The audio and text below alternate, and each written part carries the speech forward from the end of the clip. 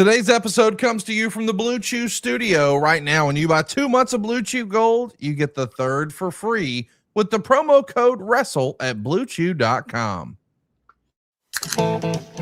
Welcome to Something To Wrestle With. Something to wrestle with. Bruce Pritchard. Well, you know. That's not a rib. No, yeah, but me. There's no box of gimmicks. Rumor and innuendo. I don't deal in rumor and innuendo. And was he there? I was there. I don't give a shit. Welcome to Something To Wrestle With. Something to wrestle Something with. to wrestle with. Something to wrestle with. Dig it. Bruce Pritchard. It's Conrad, the mortgage guy, and we are live at somethingtowrestle.com. And of course, we couldn't do it without your friend in mind, JBL, John Bradshaw Layfield. Mr. Layfield, how are you, kind sir? Outstanding. Bradshaw 316 says, I just stole your fucking podcast. And you've been doing it for quite a while, rocking the stories with Briscoe and Bradshaw. Yes, T-shirt sir. Today, if you can't get enough JBL, can I remind you that he's got another podcast with Hall of Famer Gerald Briscoe? You don't want to miss that. You can catch it live anywhere you enjoy your podcasts, YouTube, Spotify, Apple, everywhere else. But the entire wrestling world this week, John, is talking about WrestleMania. It's WrestleMania week, and I got to tell you, we kicked off the week with a pretty badass weekend this past weekend. Not only did AEW have a phenomenal pay-per-view, but boy, AAA hit an absolute home run. Woo! You want to talk about an incredible show, Penta in the main event against Vikingo, but everybody's talking about the brawl with the El Grande Americanos, a gimmick and a presentation that the internet at first wasn't totally sold on, but you want to talk about bringing the heat. My goodness, what a show and what a brawl. I'm ready for the next one already. It's awesome. You know, they had El Ojito de Huevos, the eggs, the I eggs. Is that what it is? That's my Spanish is a little bit limited, but he's blind. And original Americano Grande beat him up. He never saw it coming. Yeah, it was and I said that on there. And it's like people like throwing frisbees and people sitting down like okay, he didn't see it coming. He didn't see it coming. He didn't see it coming. No. Doing your very It best. was actually excellent. He pulls a blind comedian over the rail who's very popular in Mexico, puts an ankle lock on him, beats him up, and then the young lady there's the El Fraud Americano's girlfriend, the ring announcer, and tried to slap El Original Americano, and Original Americano was going after the young lady, which is pretty bad. There he is beating up the blind comedian. He blindsided him, as you might say. Oh, and then stalked El Fraud Americano's girlfriend, and then here comes the El Fraud Americano flying, and it turned into a Pier 6 brawl. It's one of the best brawls I've seen. Yeah, not just like over the weekend or this year, but one of the better brawls in wrestling history, and it actually resurfaced again during the main event, and I saw almost universal praise for the AAA show, and specifically heaping praise on The Undertaker. I don't think a lot of people would have had this on their bingo card. We knew that the real life Undertaker was one heck of an in-ring performer, but the idea that he's now contributing behind the scenes and in Lucha Libre of all places, I think catches some people off guard this week.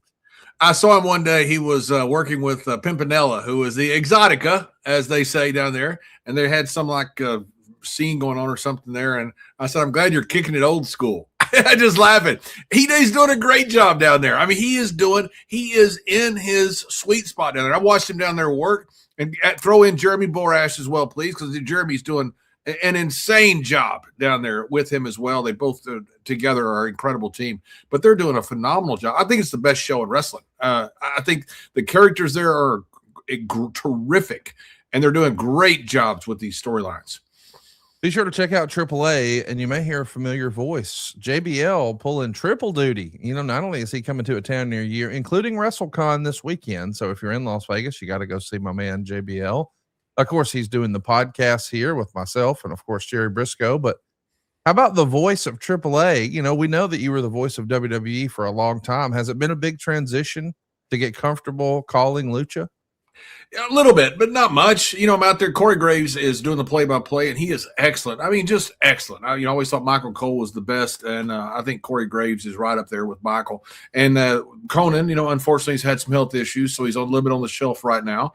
Hopefully, he comes back. But Rey Mysterio has been doing commentary, and Rey has been doing an excellent job. Rey also translates the promos that are in Spanish and does a great job with it. I mean, it's been a lot of fun. It's kind of like riding a bicycle. Yeah, but it takes you a little while to get steady. It takes you a little while to kind of get in the groove of when to hop in and when not to hop in.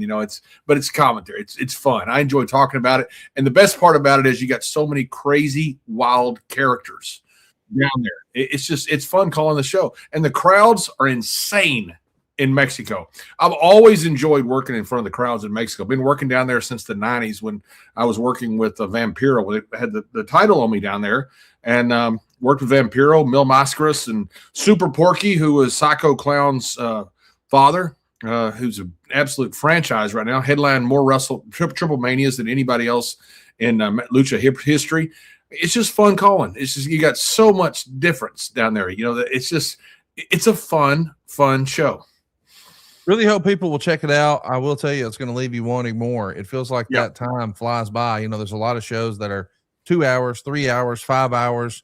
Man, you're going to be wanting a little more AAA when it's done. And by the way, it's totally free. It's on YouTube. Go check out John doing, I guess we might call it his day job, or is he moonlighting? Hell, I don't know. You got I'm not sure which one's moonlighting, which one's not, but it's fun. It is fun. And we are live here. We're going to be taking your questions. Keep those coming for JBL. We're going to be talking about WrestleMania, and we're also going to be talking about WrestleMania past. We want to know, what are some of your favorite moments in WrestleMania history? We're going to be breaking down some of John's favorite WrestleMania matches. We're doing an old school top 5 here today. And when you think about major moments or major matches, we just want to talk about and celebrate some of those big moments, because history will be made this week. Before we talk about this year's WrestleMania, or we talk about WrestleMania in years past, I do want to hit right now on a couple of questions that we've got coming in. AOTV Productions wants to know, some fans believe Triple H encouraged CM Punk to cut his latest pipe bomb on Raw. What do you think? This has been interesting. A lot of people are curious. Hey, is this the beginning of a big storyline? Is this part of the Unreal show? Is this all part of an elaborate plan? I like the idea that people are guessing. Yep. I think that's what we love most about wrestling, John. It keeps us all on our toes. We all want to believe. What do you make of what's going on right now? And that's what I was saying last week about Pat McAfee. For one, I think we're very lucky to have Pat McAfee. The guy is a massive star. It's like having The Rock when he comes back, whether you like what he does or not. The fact that we got the biggest movie star in the world coming back, I think it's just fantastic. Same with Pat McAfee. I think it's great that WWE has a star like this that comes and goes. And when you have a guy that's that big, you just let them do basically whatever they want to do. You're glad they come. But as far as the pipe bomb, I don't know, because I wasn't there. But I'll tell you, from the first pipe bomb, they talked about how, they're doing, if that had been a real pipe bomb, and I'm not taking anything away from the promo, by the way, I thought it was terrific, and you have to deliver it. I thought CM Punk did a great job. Vince McMahon would just cut off the cameras or just go into commercial. Obviously it was part of WWE. Now, Vince, during that era, Vince didn't care what you said. I mean, he'd say, what are you basically going to say for guys he trusts? So CM Punk had a lot of latitude. Stars that big always do. So I don't know if it was a matter of go out there and do a pipe bomb and you kind of expect something crazy to happen and you give them a lot of latitude. I expect that's probably what it was, but that's just a guess. That's an educated guess, but that's a guess. But I think that, when you create interest like this, I think they love it. The main thing is, do you go out there, do you create interest? Do you sell tickets? And do you make a buzz from what you're doing? And I think CM Punk did all of that. I totally agree. I think that I don't know I have no inside knowledge. I don't know where it's going, but I will say, I think this WrestleMania, where some fans online right now have been sort of down on the build to the show, I want to encourage everybody, hey, keep an open mind with this show, or you know what, just watch it with your existing low expectations. I think it's going to super exceed everyone's expectations. When you look at this card, and we're going to break it down shortly, John, this may be one of the stronger in-ring cards that we've had in WrestleMania history, I think. I think so too. You got some phenomenal workers. You got great storylines. I think it's great. People are talking about the ticket sales, and I'm not sure what they're going to end up being. And I was talking to some guys recently. They think it's more as much of destination fatigue as anything else. I have no idea, but they're going to make a ton of money. These ticket prices are outrageous, and I think the buzz now that's being created, it's good. People are saying, "Oh, was this a shoot? Was this not a shoot?" Man, who cares? People are talking about it, and that's what's good. We want to know from you guys, what are you looking forward to seeing the most this WrestleMania weekend? Is it a match on Saturday? Is it a match on Sunday? Is it something else? The entire wrestling world is going to be focused on Las Vegas. I think there's north of 70 events happening in Las Vegas that are sort of wrestling related this week. I did want to talk about this outside forces conversation, because obviously the WWE is in a full court press for media this week. You're seeing Punk and Roman and Cody and others all doing lots of press. And specifically, Cody was asked about these outside forces. And here's the quote from the Rich Eisen show. So outside forces, you could look at this year and say, hey, here's Pat McAfee. You could look at the year before and say, here's Travis Scott. You could look at the year before and say, here's The Rock. If you're a Cody Rhodes fan during WrestleMania season, it's a choice. We deal with outside forces. We deal with, hey, we want to be part. We're about it. And I can say this, it's a spot I always wanted. If you're going to be in the big moments, you have to be ready for the big jobs. Pat being part of ESPN and the fact that WWE WrestleMania is on ESPN for the first time ever, it's actually a natural fit. Does it fit in a 20-year wrestler, student, teacher, mentor, all that? No, but Pat sure does think it does. And now Pat has the title, so we can tell that story another time. That story has also already been told. Let's figure out how this unfolds. I think this is the right approach. Listen, let's play it out. And he's correct. We're still going to get this Pat or this Randy and Cody story with all the backstory. We just may get it maybe SummerSlam instead of WrestleMania. And you know what? It worked out last year just fine. I think we were all probably disappointed in John Cena and Cody Rhodes WrestleMania main event, but boy, they more than delivered at SummerSlam. So let's get the eyeballs. Let's get the attention. I think this is the right attitude for Cody to have right now. Don't you think? Yeah, look, if fans were booking the territory, they'd have had the governor killed in the first week of the Walking Dead instead of getting 2 seasons out of this great heel. You say, I've had enough of him. Are you going to watch when he gets killed? Oh, yeah, I hate that guy.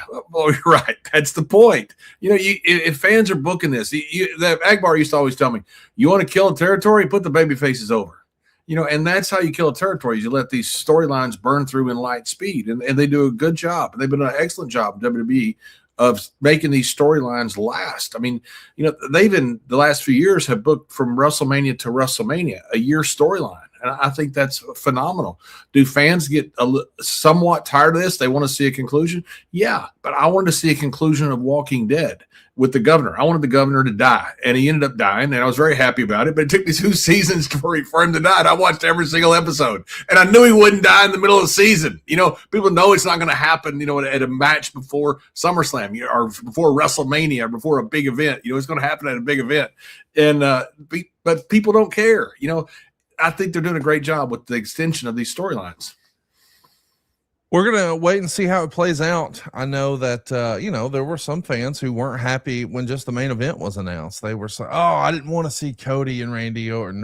Give me something new. And so then they pile in all the celebrity component of Pat McAfee and Jelly Roll, and they don't like that either. Let's just play it and see how it plays out, and we'll see what it looks like. You and I sort of freestyled a few weeks ago when we saw the whole flag football thing flare up with Logan Paul and Tom Brady. Hey, Tom Brady is one of the owners of the Las Vegas Raiders, and that is, of course, the home of WrestleMania. This feels like an opportunity for maybe the GOAT to be involved with WWE. And as it turns out, Charlotte Flair did an appearance on ESPN and was asked about Tom Brady. And she said, I respect Tom, and maybe he was trying to be funny, but I say this to any professional athlete, and Tom is the greatest of all time. It's very different being in the ring than watching it and being like, it's cute. Tom, please come to WrestleMania, see what it's like. Take on Cody, Roman, Punk, anybody. I listen, Tom Brady is rarefied air when it comes to NFL royalty, But I, for one, really, really hope this happens. This feels like it could be, you want to talk about a WrestleMania moment. And I know that we're living in that right now, but this would be the modern equivalent of a guy like Muhammad Ali being involved at the very first WrestleMania. Don't you think?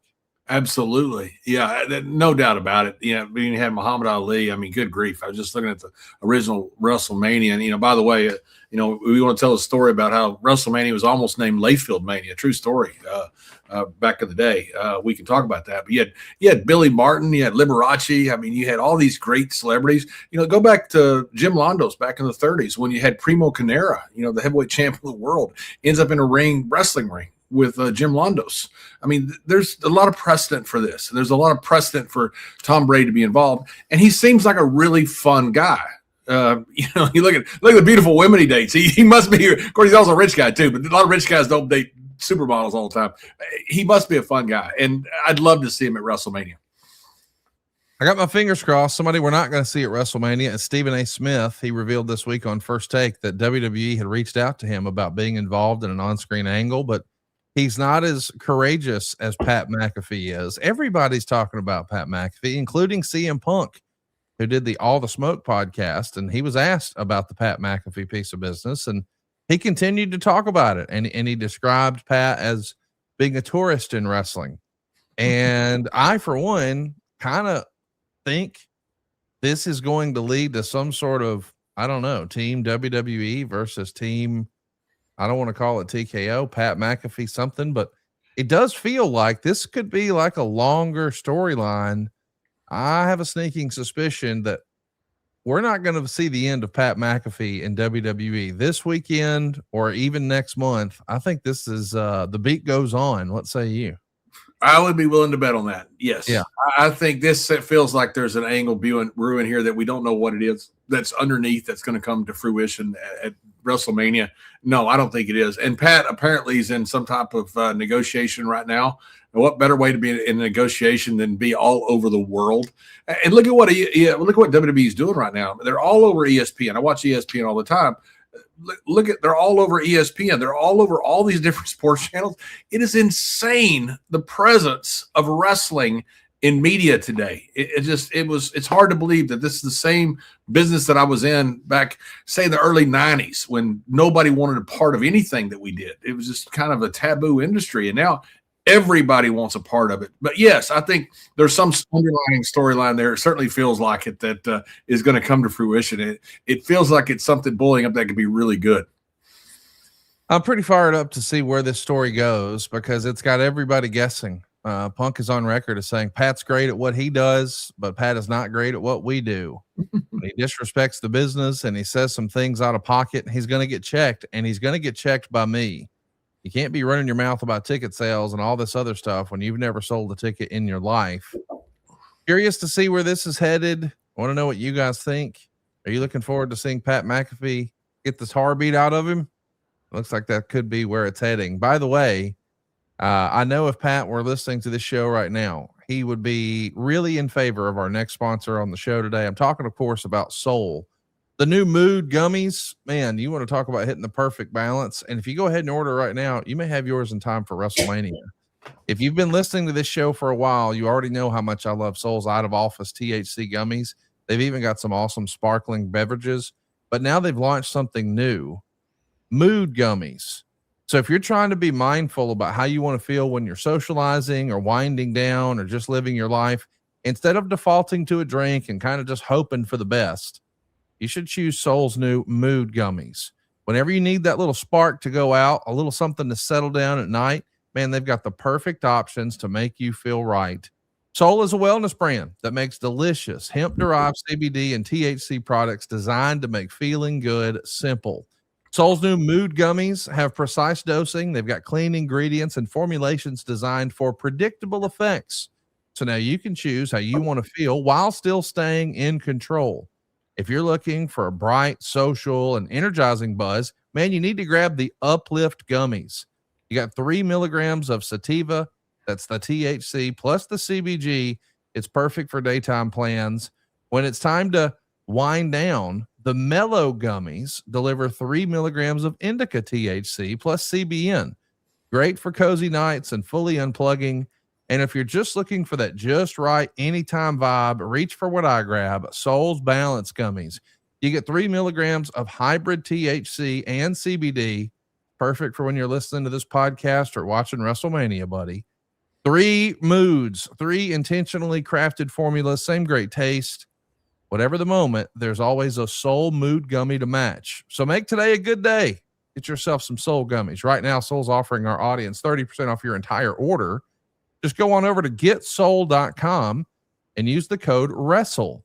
That's GETSOUL.com, getsoul.com, and the promo code is WRESTLE for 30% off. So, John, one of the things that I've always loved about WrestleMania weekend is we get the WWE Hall of Fame. And you and I haven't spent much time talking about it this year, so I wanted to briefly mention it's going to be on ESPN Unlimited. It's going to happen on Friday. That's the night before WrestleMania in Las Vegas. You've got 2 new hosts that have been announced today, Michael Cole and The Miz. Headlining, we've got Stephanie McMahon. AJ Styles is going to be there as well. Demolition finally going into the Hall of Fame. Our celebrity inductee is Dennis Rodman. We think all of these folks are going to get time at the podium and get an opportunity to be inducted and take their rightful place into the WWE Hall of Fame. We're going to celebrate the immortal moment, the big match that goes in this year. They just started doing this last year with the incredible match from WrestleMania 13, Stone Cold Steve Austin and Bret the Hitman Hart. Well, this year it's the main event from WrestleMania 3. Hulk Hogan and Andre the Giant are going to take their rightful place in the WWE Hall of Fame for that legendary match. But there's 2 legacy inductees. Bad News Brown going in this year alongside Sid Vicious with not 1, but 2 WrestleMania main events under his belt. This is a pretty badass class, man. People have been clamoring for Demolition forever. It's really nice that we're getting the opportunity to see AJ go in. I'm fired up for Bad News. I'm fired up for Sid. I'm looking forward to this. Yeah, I am too. I think all these inductees are well deserved, and could have gone in many years before all of them. I think it's Ted DiBiase put out something about Dennis Rodman. I didn't realize he wasn't in the NBA Hall of Fame. Apparently, he's not, right? Which is kind of crazy. I mean, the guy was one of the heart and souls of the Chicago Bulls and the Bad Boys. It surprises me, but yeah, I think Rodman's a great inductee. I think all of the inductees are terrific. I think AJ Styles, to me, kind of like when Brady retired. Brady led the league in passing the year he retired, and like, wow, dude, come on! I know you're 100 years old, but you got to keep wrestling. AJ's, still not an old man. He certainly, his body's not. He may feel like it inside. I don't know. You never know what a guy is going through inside. He's done a lot of hard wrestling matches for a long time, but AJ Styles has never been better. I mean, he's fantastic. I mean, the guy's, I've always said he was this generation Shawn Michaels, and I think he is. I've never seen him have a bad match, and I got to call a ton of his matches. I like the whole class, and for Bill and Barry Darsow, those are 2 really good dudes. I know Barry a little bit better than I know Bill because of my association with Brad Rheingans, and I'm really happy for those guys. There was an old lawsuit that had gone on with them and Vince, and a lot of hard feelings. And so I can understand why Vince didn't want to put them in the Hall of Fame because of the personal reasons. But now that, Vince is out of the picture, that, they're welcomed into the Hall of Fame, and they should be. Don't mean to correct the $1 Million Man Ted DiBiase, but Dennis Rodman was put into the Basketball Hall of Fame back in 2000. What dumbass Ted DiBiase? What the hell's wrong with him? You can say that. I'm not going to say that. Ted's got to be happy. His boy was exonerated and found not guilty. So I thought Ted put that on social media. So maybe it was like a social media from 86 or something. Maybe he had Twitter back then. I don't know. Well, I think what he was saying, I do remember seeing there was I saw a recap of a clip of his podcast, but I just read the text recap version. And I think it basically said, hey, he doesn't belong in the Pro Wrestling Hall of Fame. That's not what it's about. And listen, it's not for me. Did Ted say that, or Ted say? I thought Ted was saying he wasn't in the NBA Hall of Fame. He was saying that he should. I read the whole damn thing wrong. I've been drinking a lot. I'm drunk now. Well, you know what? Lord bless you. We love you drinking. I mean, listen, if you're going to start playing poker, we're just going to ask that Ron join you, and we'll watch that. We'll all be. Hell yes. Yes. I don't know who'd like that more, you or us. Either way, you can see both of those guys at WrestleCon this weekend. Something else you'll be able to see at WrestleCon is some really great memorabilia. We've been doing a really fun segment where we discover, I don't know, where some of these lost items have been. And we're going to have some really, really cool information about things you can see at WrestleCon. Here in just a couple of moments, our buddy Tony from Heritage Auctions will be joining us. But we do have another question about a piece of business that is kind of belt related. Cool Fool 1980 is with us here live on YouTube. And he says, what are JBL's thoughts on modern title designs? I'm personally not a fan, and my favorite was the 02 to 05 WWE championship that JBL also held. So he really likes the undisputed title that you held. Was there a favorite design of yours through the years? And what do you think about the pivot to basically the giant WWE logo? Yeah, there's as you can see there up there is the old original title up there by the old San Antonio football helmet. My General Gion, my terracotta warrior there with my cowboy hat on. Yeah, I like the old title. I storyline wise, I hated the spinner belt, but I didn't really hate it. That's part of what you do when you change and you're trying to get a different audience and things like that. I like the older belts. I really don't like the new ones as much. I think, I don't think there's much personality to them. I saw Jim Londo's daughter brought his old belt to the Waterloo, Iowa Hall of Fame last year, and it was like one of those smaller belts, like Fez had, and I thought it was really cool. I thought the old Jack Briscoe belt was really cool. I think the old WWE belt, the one that's up there, is really cool. I'm not really a fan of these new title belts, and plus now everybody's getting them with you win a Super Bowl, you win a Daytona. I think it's great, by the way, but I don't like the design as much. I think the old throwback design, and maybe it's because I'm old. I don't know. Maybe the young people like the new belts. I don't like them. I think the old school style belts are better. You're a belt aficionado. What do you like? Yeah, listen, I like the old belts too. And speaking of old belts, I think we've actually got a little footage of one that we're going to be sharing as a part of a new segment on the show here, WrestleWorth.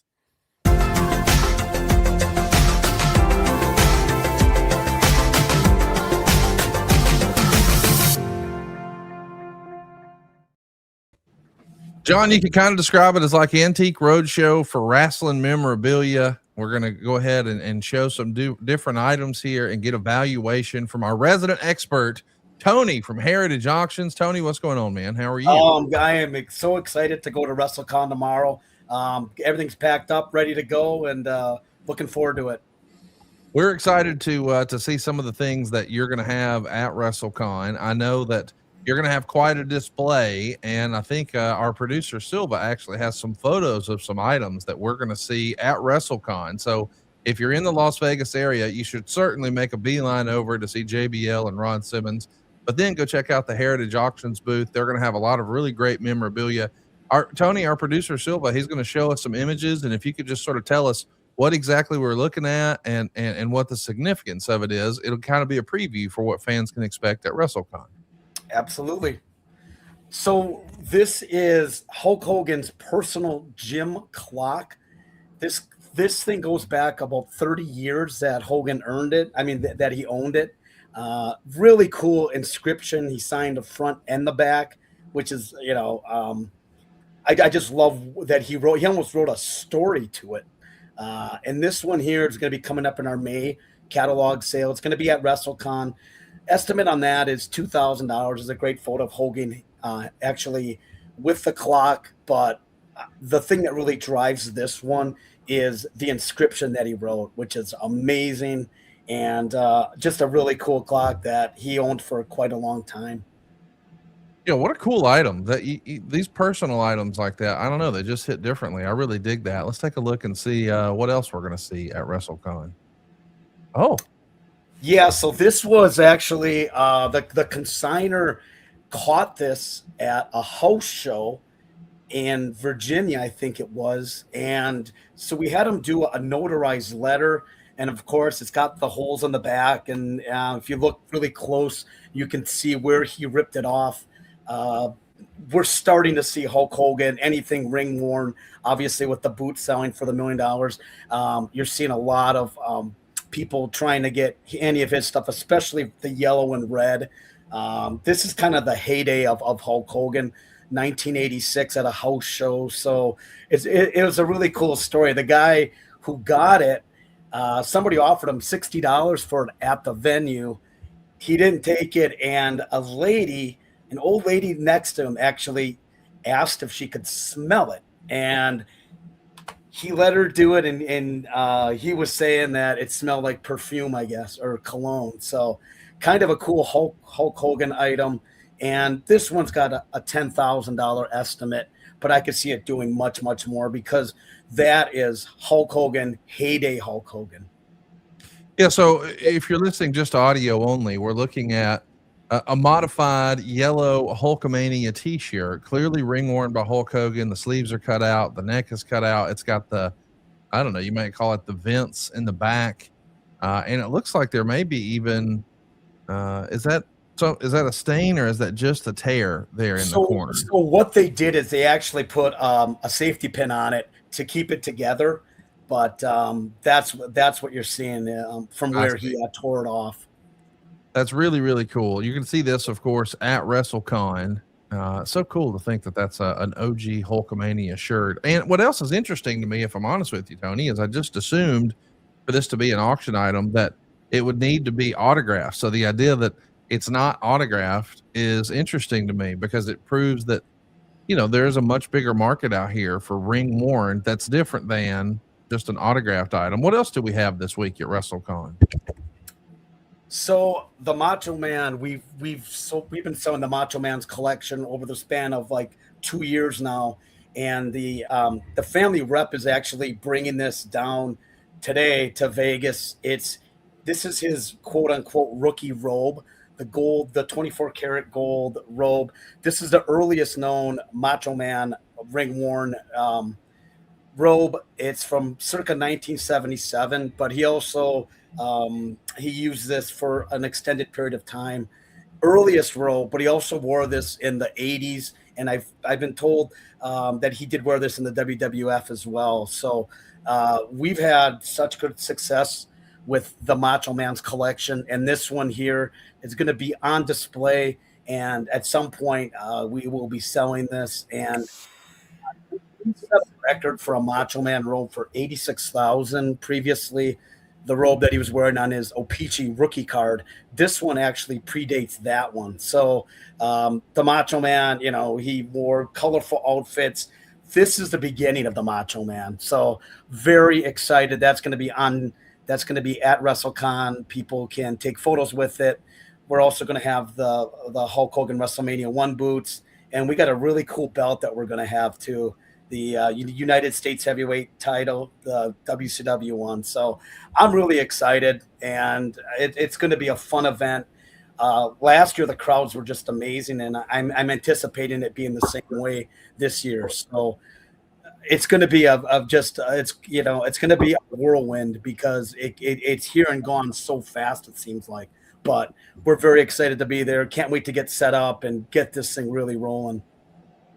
Yeah, what a setup, John. You think about WrestleCon, and obviously it's a who's who of professional wrestlers. I think there's going to be hundreds of different individual talent at WrestleCon. But then you've got all this wrestling history represented at the WrestleCon booth. I mean, boots from the first WrestleMania, ring-worn Savage and Hogan stuff, a WCW ring-used belt. This is going to be one of the cooler displays I think they've ever had at WrestleCon. Yeah, I think it is. And you got a lot of old history with a bunch of like 100-year-old wrestlers going to be there too. Those guys are you got a bunch of old history that's walking around on two legs. No, I'm looking forward to it. Hey, Tony, are you staying at the Horseshoe? I will be at the Horseshoe. I get in tomorrow night. And yeah, I do too. Sometime tomorrow. I got to fly through somewhere late tomorrow night. Yeah, I'm really looking forward to it. I really want to get this set up and make it look really, really good. We're going to have some of Matt Cardona's figures as well at WrestleCon. So it's a really cool cross section of wrestling history. We're going to have some cards there. Obviously, we're going to have some of the ring worn memorabilia, which we're very, very excited to have. And it'll be fun. As this keeps getting bigger and bigger and bigger, I'm anticipating there's going to be a lot more wrestling only shows. It's so popular, so well attended, and I think it's going to be just a crazy, crazy packed event. You got any miniature tanning beds you're selling for Matt? Oh, not quite, but we have some of his prototype figures, which are. I bet you do, you little vixen. you're also Well, going to I have think it's great. I love all this stuff. I love all the history stuff. It's fun to me to see it. I love all the stuff. You know, it's just amazing to me because I've said this every time you've come on. We never thought anything about it. We didn't think about collecting stuff or keeping stuff or anything. You know, and all of a sudden it's all become this memorabilia auction items, and it's hard to believe. It's really hard to believe that it's developed as fast as it has. Back 5 years ago, this did not have anywhere near the value that it does now. And, you know, I think as wrestling is so mainstream that the prices are up, and the prices are up on everything, on the cards, on the tickets, obviously on the ring worn items too. And it's really going to be interesting to see how this develops as time passes, because I don't think anybody could have thought that it would turn into what it has in such a short amount of time. Yeah, you know, I was at an event the other day up in somewhere up in Canada, and I was with Ray Borg, you know, the great defensive hockey player, and terrific, you know, Hall of Famer. I mean, how many Hall of Fames he got? 18 or I'm sorry, All Pros. How many All Pro games he was in? 18 or whatever it was. It's an unbelievable record. Great guy. And I got him to sign a hockey puck. You know, I never get people to sign anything. And I thought, you know, I started. Now I'll never sell it because you know it's for me and for my office. But it's fun collecting that stuff. You know, and every once in a while now I do get some stuff from people which I never did before. And now I'm starting to fill up my office and kind of enjoy it. You know, that hey, that's from so and so. Nobody comes down here but me and my rescue cat named Briscoe. So I will say this: there's so much history up in Canada. Through the years, and we go up there a lot for sports shows, and wrestling is there's the LJN figures, the hardest to find ones were issued only in Canada. So a lot of history, a lot of wrestling history. Obviously, Andre the Giant was up there for a long time, and the Maple Leaf Garden. I mean, you've got just so much up there, and some of the promotions that were run, Stu Hart and everything like that. There's a lot of wrestling collectors north of the border. Well, I want to ask you. Go ahead, Conrad. No, listen, I'm pretty excited that you're going to have my WCW United States belt on display at WrestleCon. We have decided that we're going to move forward. It is going to be a part of the May auction over at Heritage Auctions, but I thought to celebrate the anniversary of WrestleMania 17, because this year is the 25-year anniversary. I'm not committing that I'm going to auction this, but I am curious if I could get you to evaluate what my belt is worth. So I'm going to show you a little bit of footage. This comes from the old ad-free shows, which is now ringclassics.com. We used to have a series over there, Tony, called Title Chase, where we would sort of share some of my ring used belt collection and tell the story of how I acquired them and how they were manufactured and things like that. So I'm going to play a little video here that Tony's going to get to review and then tell us what he thinks it's worth. But you may have something on your shelf at your house and you're curious, hey, what is this worth? Well, send us your pictures, send us your video, send us your story, your details of how you acquired it to wrestleworth@gmail.com, and we could feature one of your items next week. I know we've already got a couple of really cool ones lined up for next week, but if you're curious what something that you've collected through the years may be worth, send us the picture, send us the story, wrestleworth@gmail.com. But without further ado, Tony, take a look at this belt and let me know what you think. Value are the matches and moments it represents. And this particular belt we're covering today was front and center for some of the most iconic moments in WWE history. 1998 was a very important year for the World Wrestling Federation. At WrestleMania 14, Stone Cold Steve Austin began the Austin era by winning the WWF Championship. As we mentioned, the next night on Raw, Mr. McMahon would present his new champion, Stone Cold Steve Austin, with what collectors simply know as the Blue Block Big Eagle. It's a mouthful, but it's the beginning of the Big Eagle's run, but technically a different belt. Austin would lose that title after 91 days to Kane at King of the Ring in Pittsburgh on a night most fans remember for the most infamous Hell in a Cell match of all time. Austin regained the title the following night to begin his second title run, but by the time the title was vacated on September 27th at Breakdown in Your House, the Smoking Skull belt was being used. At Survivor Series 1998, a new WWF champion was crowned in the Deadly Game tournament, and the Big Eagle made its return. But this Big Eagle had a few noticeable changes. The old block logo was now a scratch logo. The leather had gone from blue to black as well, and The Rock was the first to hold it, winning his first world championship that night in the Kiel Center in St. Louis. For the record, he also turned heel that night, a trend we would see with the Big Eagle. The Rock would become synonymous with the Big Eagle, and the belt felt like a representation of the Attitude Era as well. Although it wasn't the first world title with the scratch logo, it was the first non-custom version of the world belt with that logo. At the very next pay-per-view, what was traditionally an in-your-house event was named Rock Bottom. The Rock opened the show wearing that beautiful belt, and he was supposed to be a heel, but most fans loved him even more than before. Rock appeared to lose the title to Mankind that night, but Vince McMahon said The Rock didn't tap out or get pinned, so he was still champion. By WrestleMania 15, The Rock defended the Big Eagle against his nemesis Stone Cold Steve Austin, their first of a trilogy of matches on the grandest stage of them all. The championship looked great on The Rock, as both JR and the King would tell us that night. The Rock, the number one man in this business, and the reason is over his shoulder. Even you got to admit, JR, it looks so good over the shoulder of The Rock. Mr. McMahon didn't agree, but he couldn't stop Austin 316 from winning on that night. On March 29, 1999, on Raw is War, the new WWF champion Stone Cold Steve Austin opened the show, walked out with the Big Eagle, and said this belt wasn't worth all the trouble. And I saw this WWF belt sitting there. I thought to myself, that damn thing ain't worth all the trouble. He relinquished the championship belt, but not the championship. He just wanted his Smoking Skull title back. But that's a future episode of Title Chase. But from that night, for the next few months, the Big Eagle was off TV. The championship next changed hands on May 23rd, 1999, when The Undertaker defeated Stone Cold Steve Austin on pay-per-view to begin his third title reign. Sadly, that was Over the Edge 1999, the night we lost Owen Hart. The next night on Raw, storylines were suspended and the show was dedicated to the late great Owen Hart, and The Undertaker didn't appear. It was decided that his character wouldn't be appropriate for this setting. When storylines resumed a week later on May 31st, The Undertaker opened the show with Paul Bearer carrying the Smoking Skull Championship. But a week later on June 7th from Boston, it was the night where we learned the identity of the higher power. It's me, Austin! Oh, son of a bitch! And as we see Paul Bearer make his way to the ring, he is carrying the WWF Championship. But this week, it was the Big Eagle instead. Austin would win the title back on June 28th, only 36 days after losing it in Charlotte, North Carolina.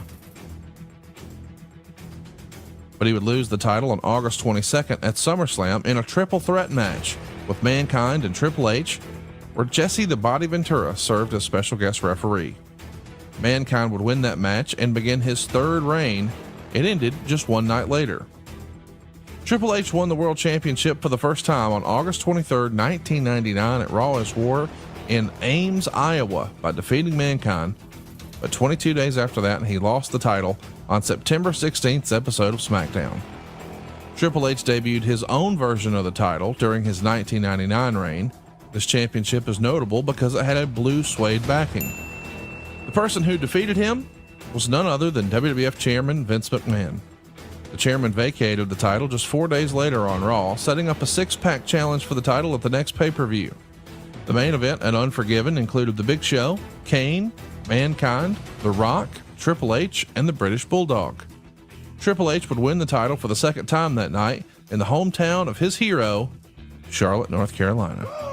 The Big Eagle we're examining today first made its appearance in Pittsburgh, Pennsylvania on January 31st, 2000, in front of a sellout crowd of 13,545 fans. The main event that night would see Cactus Jack substituting for Kane to challenge our world champion Triple H for the world title.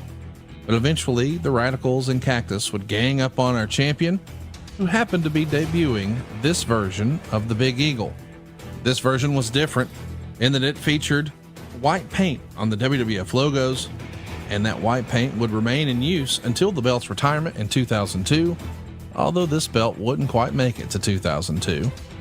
Interestingly enough, just a few days after this particular version was debuted, Vince McMahon would announce the XFL. So some of his ideas were better than others. The first pay-per-view appearance for this particular Big Eagle was No Way Out 2000, where we would see the World Wrestling Federation champion Triple H pin Cactus Jack in an incredible Hell in a Cell match that people still talk about to this day. It's most notable because this was supposed to be Mick Foley's retirement match. Of course, as with most wrestling retirements, it didn't last. But this championship belt would. The second WrestleMania appearance for the Big Eagle, but this particular championship's first WrestleMania was WrestleMania 2000. What's notable about that night is that Triple H came to the ring wearing the title, along with his wife Stephanie, carrying her women's championship at the time, something we had never seen at a WrestleMania before. What was also notable about that event is that a heel retained the title in the main event. After Vince McMahon screwed The Rock, that's exactly what happened for the first time ever at a WrestleMania. Hunter's third reign here would last 118 days, but The Rock got his comeuppance and won his fourth world title on April 30th in Washington, D.C. at Backlash. He held the title for 21 days before dropping it back to Triple H on May 21st at Judgment Day in Louisville, Kentucky, in a 60-minute Iron Man match with Shawn Michaels as the special guest referee. The Rock won the Big Eagle back on June 25th at King of the Ring, cutting Hunter's fourth reign short at just 35 days. And this would start The Rock's record-tying fifth reign. That night, The Rock would tie both Hulk Hogan and Bret Hart as a 5-time champion, and it happened when The Rock pinned Vince. That's right, this particular Big Eagle was Kurt Angle's first world title. Kurt held the title for the next 3 months, proving on more than one occasion that his win wasn't a fluke. Notably, on December 10th, Kurt would defeat 5 other top contenders in a Hell in a Cell match to keep his championship at Armageddon 2000 from Birmingham, Alabama. Yes, yet another Hell in a Cell for the World Wrestling Federation Championship, this one perhaps most famous for Rikishi's sawdust bump. Who booked this shit? Kurt Angle the next month at Royal Rumble would successfully defend his title against Triple H. He had Trish Stratus in his corner. Stephanie McMahon was cornering Triple H, of course. As we march towards WrestleMania 17, No Way Out 2001 would take place, and The Rock would find himself challenging Kurt Angle for the world title. This would be the debut of the ankle lock finisher, but something special happened between this pay-per-view and WrestleMania X7. The WWF Championship became one of 2 world title belts in the promotion. That's because, as we all know, on March 23rd, the WWF bought WCW and all of its assets. On the final Nitro, March 26th, Booker T won the WCW title from Scott Steiner, and no one reasonably would argue that the WCW title was on the same level as the WWF title at the time, but it marked the beginning of something unique for the company: 2 world champions, Booker T and The Rock. Of course, we're on a collision course for perhaps the greatest WrestleMania of all time. It was marked with that phenomenal My Way video that we all remember from Limp Bizkit, and who could forget Jim Ross's sit-down interview that aired on SmackDown between The Rock and Stone Cold Steve Austin. It is, to this day, perhaps the best WrestleMania build of all time between 2 of its biggest stars, The Rock and Stone Cold Steve Austin. The collision happened in Austin's home state of Texas at the Houston Astrodome, in front of an incredible sold-out capacity crowd. This is perhaps the peak of the WWF's pinnacle. Stone Cold Steve Austin would be challenging The Rock for the world title, this particular Big Eagle we're discussing today. Even the graphics for that match were designed around the Big Eagle Championship belt, and Austin would win for the 5th time that night, and regrettably turn heel in the process. Austin has been on record as saying his 2 biggest regrets in professional wrestling were walking out on the company and turning heel here at WrestleMania 17. Perhaps wrestling was never as hot as it was that night in WrestleMania 17. They set pay-per-view records, gate records, ECW was no more, and they had just purchased their biggest rival during the Monday Night Wars World Championship Wrestling. And of course, the biggest star in the business, Stone Cold Steve Austin, was once again the World Wrestling Federation champion, although this time would be different. The heel turn would mark a major drop in business. Merchandise sales, gates, and pay-per-views would slowly decline. Fans wanted Stone Cold Steve Austin to be their hero forever. It was in many ways the end of an era. The Attitude Era was certainly still white hot, and the momentum would continue as the company would try a new pairing of Stone Cold Steve Austin and Triple H in what was known as the two-man power trip. The pay-per-view following WrestleMania 17 would be Backlash 2001, emanating from Rosemont Horizon on April 29th, 2001. And in the main event that night, our world champion Stone Cold Steve Austin would have his Big Eagle Championship in tow as he teamed with Triple H to form the two-man power trip to defeat the Brothers of Destruction and tag team champions Kane and The Undertaker. The following month, we would have an Insurrection pay-per-view across the pond on May 5th, 2001 from London, England. The main event would be a handicap match where The Undertaker would challenge the two-man power trip all by himself, where the title was on the line, but only if Undertaker could pin Stone Cold. Nearly 3 weeks later, back here at the United States, it was time for Judgment Day 2001 from Sacramento, California. The Arco Arena was sold out when they saw Stone Cold Steve Austin defend his Big Eagle Championship against The Undertaker in a no-holds-barred match. But perhaps one of the most famous matches associated with this particular Big Eagle Championship happened the next night on Raw from San Jose, California. Famously, Chris Benoit and Chris Jericho would challenge the two-man power trip for the tag team championships. Steve Austin, of course, had his Big Eagle in tow, the Big Eagle we're talking about today. But this is the famous match where Triple H would tear his quads and still continue the match. To this day, it's regarded as the greatest tag team match in Monday Night Raw history. The last television appearance of this particular Big Eagle happened on May 31st, in an event that was actually recorded on May 29th in front of a sellout crowd in Edmonton, Alberta, Canada. That night, our world champion Steve Austin would pin Chris Benoit with a roll-up using the tights for leverage after Benoit became distracted by Vince McMahon at ringside. By the time SmackDown would air on June 4th, 2001 from Minneapolis, Minnesota, there was a new Big Eagle revealed.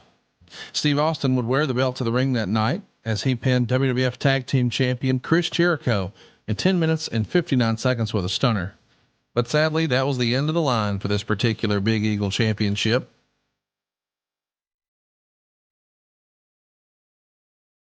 All told, only 4 men held this particular Big Eagle Championship. The Rock is most synonymous with this title, as he had 3 runs for a total of 178 days. Triple H had 2 runs across 125 days. Kurt Angle had 1 run for 127 days. And last but certainly not least, at WrestleMania 17, Stone Cold Steve Austin would start his run with this particular Big Eagle Championship, lasting just 64 days. Of course, Austin's title reign would continue even after this belt was no longer in service. All right, folks, the future of erectile function is here. Blue Chew Gold is changing the way millions of men are having sex in 2026. The new arousal boosting formula combines passion and performance into one tablet that dissolves under your tongue for super fast onset. There's no more waiting for a pill to kick in, no more moments ruined by performance anxiety. Just the results you want when you want them. Now, most ED meds only focus on blood flow, but Blue Chew Gold goes further by combining 2 ingredients for blood flow with 2 for mental arousal and connection. So you're not just physically ready, you're actually in the mood. This type of innovation is what makes Blue Chew Gold the #1 brand in erectile function. And the process is simple. It's all online. Get started today at Blue Chew Gold. Get started today at BlueChew.com and go for the gold. Turbocharge your love life and make it easy to get hard. Discover your options right now at BlueChew.com. And we've got a special deal for our listeners. Right now, when you buy 2 months of Blue Chew Gold, you get the 3rd for free with the promo code WRESTLE. That's promo code WRESTLE. Visit BlueChew.com for more details and important safety information. And we thank Blue Chew for sponsoring today's podcast. So, Tony, there it is, the WrestleMania 25 Big Eagle in heavy use from 2000, 2001. Kurt Angle's rookie belt. Triple H held it. The Rock held it. Stone Cold Steve Austin held it. And I'm curious, what do you think this particular belt is worth? So I would do a pre-auction estimate of $300,000 on that belt because of who owned it, because of who used it. It's a great looking belt, and it's such a pivotal time in wrestling history but it wouldn't shock me if it went for $500,000. It could even do more than that. I mean, it's so iconic. It's such a look. And The Rock, Stone Cold. I mean, those guys who have this belt, just historic names. Nothing would really shock me on that one, just given the look of that belt and who had that belt. That's one of the top belts you could probably have. That's probably one of the top belts in the hobby as well. So, when you're talking those historic pieces, the ones that are, so there's so much behind them. It's really hard to put a number on. I would say 300,000, but again, I think it could do 500,000 given who had that belt. I mean, some of the most iconic names in wrestling history. What's cool about it too, John, I don't know if you could see, but on the actual belt, you can tell where there was a WWF scratch logo. But for years and years, when the company, switched to WWE, you could see where they just put black paint over the F. I guess they got the F out. But they just showed you, John, how at times they had to, what is it? Necessity's the mother of invention. Let's just throw a little black paint on it and get rid of the F. Yeah, we didn't care that much about that stuff back then. It just didn't matter to us. It wasn't like we had, like special gear we just wore for one show, and then we didn't do stuff like that. We weren't, we'd reuse everything we had. By the way, I'll give you 500,000 to not have to watch that 30-minute video again. Well, Tony, we greatly appreciate everything that you're doing at WrestleCon this year. The idea that we get to showcase so many of these ring use items and fans can see it.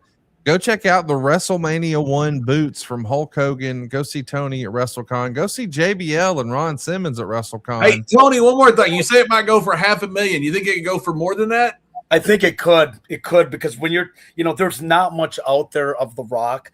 There's not a lot out there of Stone Cold. And given that it's one of the top pieces that you could ever own, nothing would really shock me. And the way things have developed with wrestling belts, because it's not like, they have 5 different belts that they would cycle through. They had one. That's right. You had one, and we would recycle it through everybody. So everybody had the same damn thing. It was quite amazing. People don't, nowadays it's shocking to people to hear that, but that's what we did. Yeah. Yeah. And also having that F there and then having it taken off gives it a lot of charm as well. And just over a bunch of damn pandas. That's what it was over. Some dumbass judge in UK or somewhere ruled that everybody knew that WWF stood for World Wildlife Fund, and they tried to extort us. It was bullshit the whole way. Those guys. I'm a huge animal lover. That's why I'm not big on the freaking World Wildlife Fund. I think most of it goes to people that work there, not the animals it needs. That's my take on that. Bunch of damn pandas. I love pandas, by the way.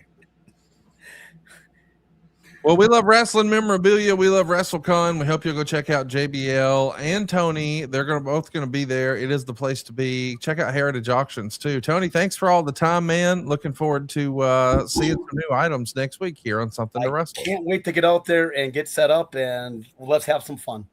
Let's do it. Let's have 5, 4, 3, 2, 1. It's time to count down the top 5. Brought to you by SaveWithConrad.com. Man, I'm fired up for this. It is WrestleMania season, and of course, everybody wants to talk about their favorite WrestleMania moments. It became a phrase in the business, and those moments are born out of incredible matches. So today we're going to be breaking down JBL's top 5 WrestleMania matches. We'll go ahead and start with number 5 on the list. Shawn Michaels and Stone Cold Steve Austin, WrestleMania 14. This is the beginning of the Austin era. To listen to JR say that on commentary. Of course, Mike Tyson there in the Fleet Center raising Stone Cold's hand. What a moment it was, and a lot of people believe this is when the scale started to tip in the WWE's favor. We know that just a couple of weeks after this, for the first time in 83 weeks, Monday Night Raw would beat Monday Nitro in the Monday Night Wars. Why is this number 5 on your list? Is it historical significance? Did you just love the match? You were in the building. Talk me through it. Yeah, I thought the match was great. You got 2 of the greatest performers of all time. We got robbed by a lot of greatness by Shawn Michaels getting hurt. I mean, Shawn, man, he could have had such great matches with Undertaker, with the Stone Cold, with The Rock. I mean, him getting hurt, that really robbed the world of some great man. He came back, and he came back better than he was before. I mean, it was amazing. one of the greatest performers of all time. But this historically is the reason I chose it. You know, we had Mike Tyson, you've had Eric Bischoff talk about this before. He's talked about it on our podcast. He's talked about it on his. He's talked about it a lot. You know, after the Montreal Screwjob, we had the evil Mr. McMahon that came out of it. We had Tyson come in, and this was the WrestleMania that was the tipping point, you know, to kick us off in the Attitude Era and kick off WWE winning the war. And so I think this is why this match, not just because it was a great match between two of the greatest of all time in ring and also great characters, but because of the historical significance of this match. Coming in at number 4 on JBL's top 5 for his top 5 WrestleMania matches. No surprise, WrestleMania 18, Hollywood Hogan and The Rock. This is maybe your favorite wrestler's favorite WrestleMania match. You want to talk about an all-star crowd. They should put that crowd in the Hall of Fame because they were so lit for this match. It was unbelievable. What did you think of this one? You know, we called it Bizarro World for so long, you know, going up to Canada, but it was fantastic because they did whatever they wanted, and they were an awesome crowd. I loved working in Canada. I was always a heel, so I loved that part of it, or at least most of the time I was always a heel, at least later in my career. But I don't think anybody expected this. I mean, there are two things that people didn't expect from Hogan. This is what makes him so unique. And The Rock, you know, if he told you, he said, hey, for the mega powers, how about we do this for the segment?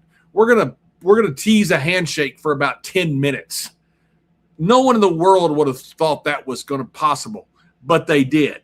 I'm exaggerating the 10 minutes, but it felt like 10 minutes. It's incredible. Same thing with this stare off. If you said, hey, we're going to get out there and for about 10 minutes, we're just going to stare at each other. No one would have thought that would have worked. No one would have tried that except for these two guys. You got Hogan, who has some of the greatest feel of all time, and The Rock, same thing. I mean, this was incredible. I was there for it. I thought I remember just being blown away by those two guys. I thought, don't ever touch. Just stand there and let the crowd react. This was one of the most awesome moments that I've ever witnessed. I mean, literally, it was like we had Kyoto on last week. It was like watching Joe Louis somehow end up in the ring with Muhammad Ali.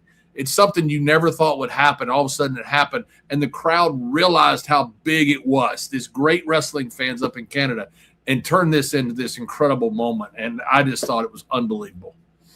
So for history's sake, we got Shawn Michaels and Steve Austin at WrestleMania 14. For the legacy of icon versus icon, we've got Rock and Hogan at number 4, but coming in at number 3 on JBL's top 5 WrestleMania matches. No surprise, it went in the Hall of Fame last year. Stone Cold and Bret Hitman Hart. What a performance. WrestleMania 13. I mean, WWE clearly feels this is, if not the most important, it's one of the most important matches. It's the first one they put in the Hall of Fame, and it's number 3 on your list, John. Every wrestler that transcends the genre, I've always felt like has to walk through hell, so they say. You know, you got to do something to prove that you're tough to people, you know, and this was Stone Cold's walking through hell. I mean, Stone Cold, I don't know. He may make it to be the top guy.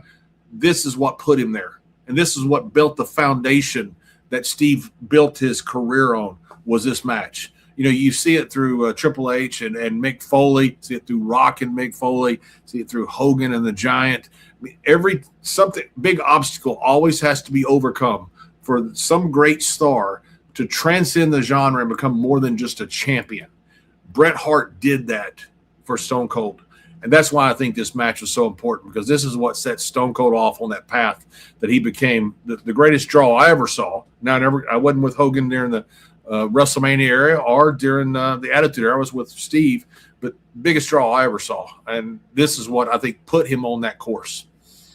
When you think about moments inside the match, I think everybody would point to Hogan and Rock, and where they're just nose to nose and sort of looking at each other. That's what everybody thinks about to start that match. But I think when you take that same method and you say, hey, what is the snapshot? What does everybody think about with WrestleMania 13? I think it's Bret cinching on the sharpshooter and Austin trying to power out of it with the blood pouring down his face and through his teeth.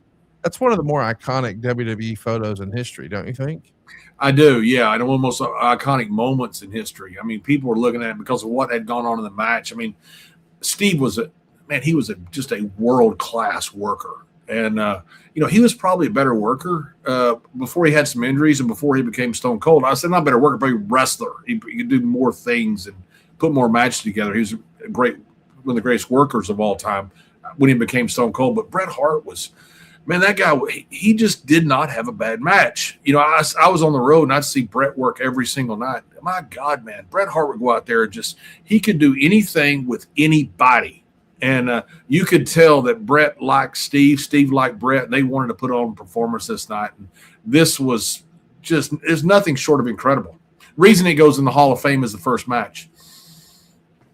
We got to touch on number 2 in JBL's top 5 WrestleMania moments or matches, and we want to hear from you. What are your top 5 when it comes to John's number 2?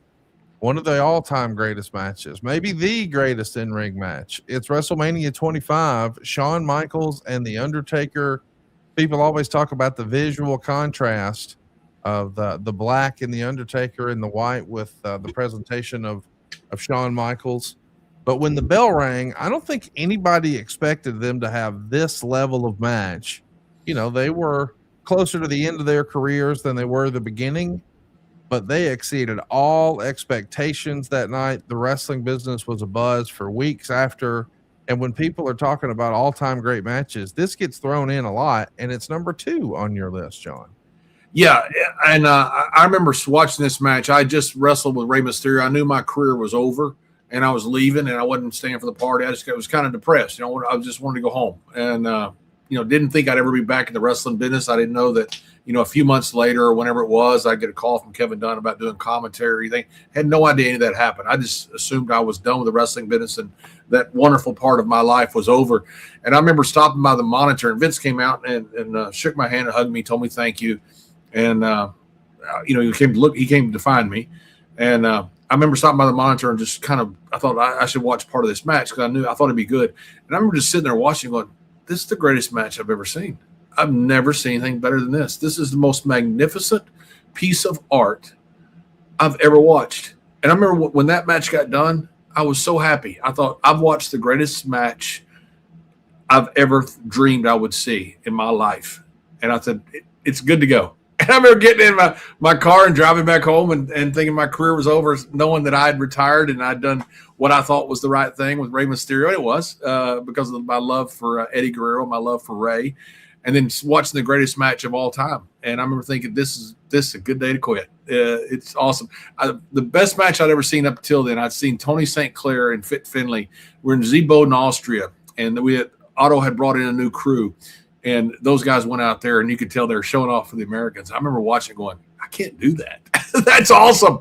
This was the first match I saw since that time that was as good or better than that. And those are the 2 best matches I've ever seen. I remember watching this and thinking, it's a good day to go home. And because it was that good. Speaking of that good, we expect your number 1 to be that good. This is JBL's top 5 WrestleMania matches. And I think when most people think about WrestleMania, they think about the main event from WrestleMania 3. Hulk Hogan and Andre the Giant. This is, I know it's not the first WrestleMania, but this is the one that feels like it really created the hysteria around the brand that became WrestleMania, right, John? Yeah, absolutely. This kicked off the entire WrestleMania era. And I know it was the 3rd WrestleMania. They had the first WrestleMania, then they had the second WrestleMania, which was the split screen, the split matches in 3 different cities, which did not really work that well. And then they had the WrestleMania 3, which had to work, or I think we had been put on a back burner. And Hogan had just been on the cover of Sports Illustrated twice. That great movie with Rocky. And I mean, you couldn't have been any bigger. And you had the perfect foil in the Giant. Anybody who watches wrestling and who is older like me, they will tell you where they were when Hogan slammed the Giant. This is the most, I think, one of, if not the most historic matches in wrestling history. I think it was that big. And so that's why I chose it number 1. Was it the greatest match? Yeah. Was it a 5-star classic? I don't even know what a 5-star classic is. I had no idea.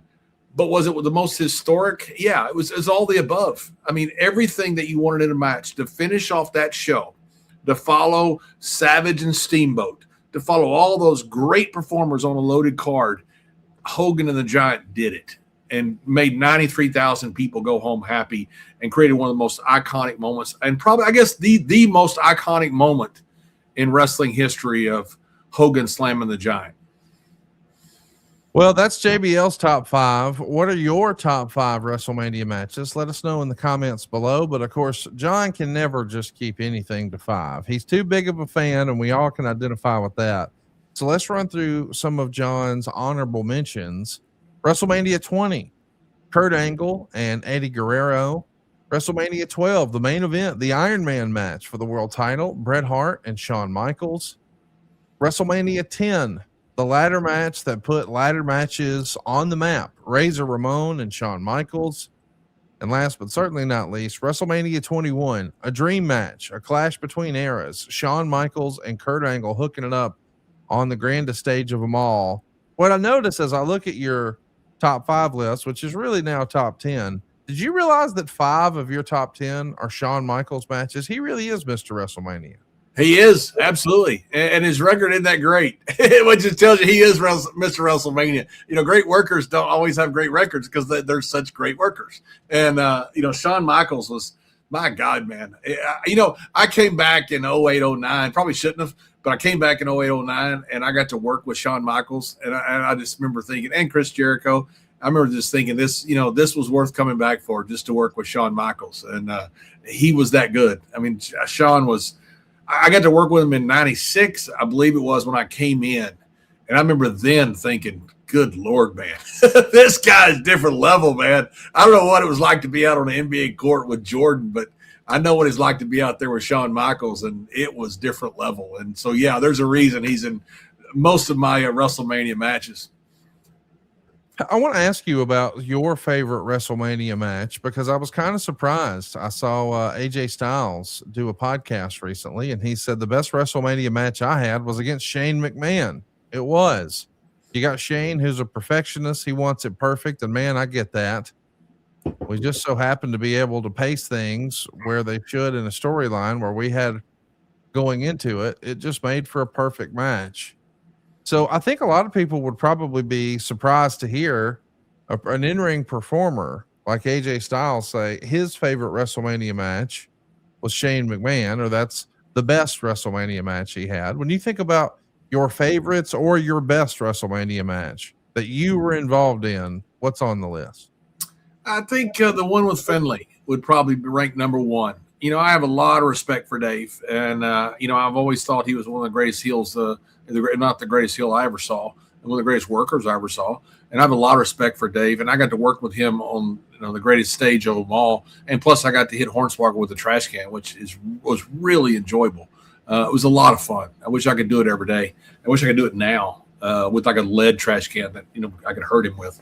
But it's such a pleasure to be out there with the legend that is Dave Finlay. And I had so much fun out there with him. I think that's probably my number 1 favorite. You know, I knew what I was doing with Cena, and I knew, you know, we had some really good matches. At the WrestleMania match served the purpose that we needed. I thought we had a better match at the I Quit, the next pay-per-view. But I was happy with that. And I was happy being out there in Houston when I got to be in WrestleMania. I was happy when I was out there. I believe it was it Benoit I worked with at WrestleMania that got the title off of? I'm not sure. You know, I've had, I think, 10 WrestleManias, but those are the ones that stood out to me. You know, I loved every one of them. I mean, I enjoyed being out there at Mania. It was fun to be parts of those cards. It's fun to, you know, be in a big match, title match at WrestleMania. I just enjoyed WrestleMania. Well, we all enjoy WrestleMania, and I know this time of year we all enjoy getting out and firing up the grill. I know I do. You know, as the winter fades and your calendar starts to fill up, it gets harder to eat healthy. Well, you can eat something in your box, in your refrigerator box that you can count on. I'm talking about Butcher Box. They deliver whole, responsibly sourced protein options, no antibiotics, no added hormones, no additives, just clean fuel that makes feeling lighter, sharper, and more energized a whole lot easier. You may not realize this, but Butcher Box actually delivers over 100 premium protein options straight to your door. They've got that 100% grass-fed beef. They've got free-range organic chicken. They've got crate-free pork. They've got wild-caught seafood. It's all responsibly raised and thoughtfully sourced. so you're not guessing about what's on your plate. For over a decade now, ButcherBox has led the industry with meat and seafood that's antibiotic free, hormone free, and independently verified. Because when it comes to fueling your body, quality isn't extra, it's everything. Clean, whole protein means better support for strength, metabolism, and that steady all day energy we're all chasing. Every product meets the same rigorous standards, no unnecessary additives, no artificial ingredients, no mystery fillers, just responsibly sourced nutrient dense protein that actually does its job. And whether you're dialing in your nutrition this spring or fueling some workouts, feeding a family with strong opinions, or just trying to make dinner feel less chaotic, ButcherBox offers fully customizable plans that will fit your routine, your goals, and your schedule. ButcherBox shows up when you need it. So it makes healthy eating an easy choice, not an exhausting one. Maybe you didn't realize this, but every box ships free, and members get access to recipes and tips and even exclusive deals that make eating clean, high quality protein simple, consistent, and actually doable. And right now, as an exclusive offer, new listeners can get their choice between chicken breast or top sirloin for a year or ground beef for life, plus $20 off when you go to butcherbox.com/wrestle. That's right. Your choice of chicken breast or top sirloin for a year or ground beef for life, plus $20 off your first box and free shipping always. That's butcherbox.com/wrestle.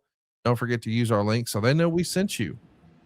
John, the entire wrestling world is going to be looking at WrestleMania this weekend. I'm excited for us to preview the card, but before we do, I want us to hit some live questions. We are live with John right now on YouTube. If you haven't already, hit the subscribe button and turn on the notifications bell. It's totally free. It's somethingtowrestle.com. That'll just direct you right to our YouTube, but you don't want to miss us. We're going to try to get JBL live throughout the weekend here at WrestleMania weekend. A wrestling historian is with us, and he wants to know, John, what is your fondest WrestleMania memory? So this doesn't necessarily have to be something that, was involved in your match or anything like that, but maybe you had an interaction, you saw something in person, there was a transition, you were in the building and felt something electric. When you think about WrestleMania, what's the first thing that comes to mind with really fond memories for you? Shawn Michaels and Bret Hart in a 60-man Iron Man match. That was my first WrestleMania. I was backstage. I wasn't on the card. I got the debut, I think, the next night, I think it was, against Undertaker. He'd had the match with Diesel, the cage match, Kevin. And I just remember seeing the spectacle of Shawn. We're in the Anaheim Pond and rappel from the ceiling down, and then have that incredible 60-minute match. And I just remember the whole spectacle of WWE. I'd worked a lot of places. I'd worked in Mexico. I'd worked in Japan. I'd lived in Europe for 2 years working over there. I worked a lot of territories in the United States, and I'd never seen anything like this. And I just remember sitting there seeing all those trucks and seeing WrestleMania, watching Shawn rappel with that reflective outfit, then have that incredible match with Bret going extra overtime period. And I just remember sitting there looking, going, I don't think I belong here. I just had all kinds of doubts. A lot of people get overwhelmed by WWE. I got overwhelmed that day. And I just remember thinking, this is one of the greatest things I've ever seen. This is so freaking amazing. I just don't know if I fit in. And it was, to this day, it's like it was, 10 minutes ago, seeing that match and seeing all that stuff. That's the kind of impression that it made on me. It was that spectacular. Shawn Michaels was the man. He's got a new documentary out on Peacock right now about the story of becoming the Heartbreak Kid. And I don't know if you saw, but at the end of the documentary, you get to meet not one, but both of his children, his young daughter and young son. And they even closed the show with like a family pose, hitting that iconic Heartbreak Kid, Shawn Michaels double bicep, the squatting maneuver, whatever you call that. But we all know the look. And believe it or not, there's some assholes out there. And AOTV Productions points it out. He says, hey, guys, I just saw that some fans are body shaming Shawn's kids for how they look after a recent pic with their dad. How unfair is that? These are private people. These aren't public people, and they're kids. What the hell are we doing right now, John? Idiots, absolute idiots. I mean, I think people should have to have on social media. I think they should have their name and their picture on their profile. I don't think they should hide behind something where they can be trolls like that. And I think I hate these trolls. It's just something where people have a voice, and a lot of people should not have a voice. And people that say stuff like that about kids shouldn't have a voice. I think it's absolutely despicable. And these people are just horrible people. It's why I blocked 17,000 people on social media. Well, hopefully you're not blocked yet, but we are going to be talking about WrestleMania this weekend. It's going to be streaming live on ESPN here in the United States. And of course, it's on Netflix everywhere else. It's happening both Saturday and Sunday. And I think they're starting at 6 o'clock Eastern. So it's going to be a show. The Saturday match card, by the way, we've got 2 matches featured in the first hour on ESPN2. We've got a 6-man tag with Logan Paul, Austin Theory, and iShow Speed. So you've got 2 gigantic social media influencers with huge audiences teaming with Austin Theory to take on the Usos and LA Knight. So this is about as star-studded as you can get. And this is, I'm hesitant to call it the pre-show, but it is on ESPN2 for free. If you want to talk about getting a lot of eyeballs on the product, having 2 of the biggest streamers in the world, boy, that'll get you started. What do you expect in this one, John? I expect a great match, and I think there's a reason that the Usos are in there. They're huge stars, but those guys can freaking work, and they can make anybody look good. And I think that's one of the reasons that you put them in there, and I think they're going to make this match incredible. I cannot be a bigger fan of the Usos than what I am. I think they're that good of workers, and they're going to make these guys. Look, Logan Paul's got a lot of talent, but I think these 2 guys, Rikishi's kids, are going to make these guys look like $1 million freaking dollars. I think it's going to be a heck of a match. It's going to be a heck of a match. The second match on the pre-show, it's an unsanctioned match with Jacob Fatu and Drew McIntyre. I got to tell you, John, I think this is going to be the match of the weekend. What say you? Yeah, I do too. You better call the freaking Las Vegas sheriff, because these boys are going to steal the match. I don't have any doubt about that. I think this is going to be hard hitting. Drew's a tough guy. He likes physical matches. So does Jacob Fatu. I think that guy is freaking awesome. I'd love to have worked with him.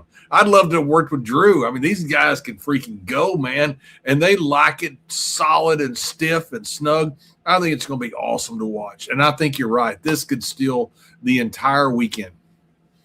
Saturday is loaded with female talent. We've got the women's tag team title on the line in a 4-way match. You've got a who's who in there, including Charlotte Flair teaming with Alexa Bliss, Nia Jax and Lash Legend teaming up.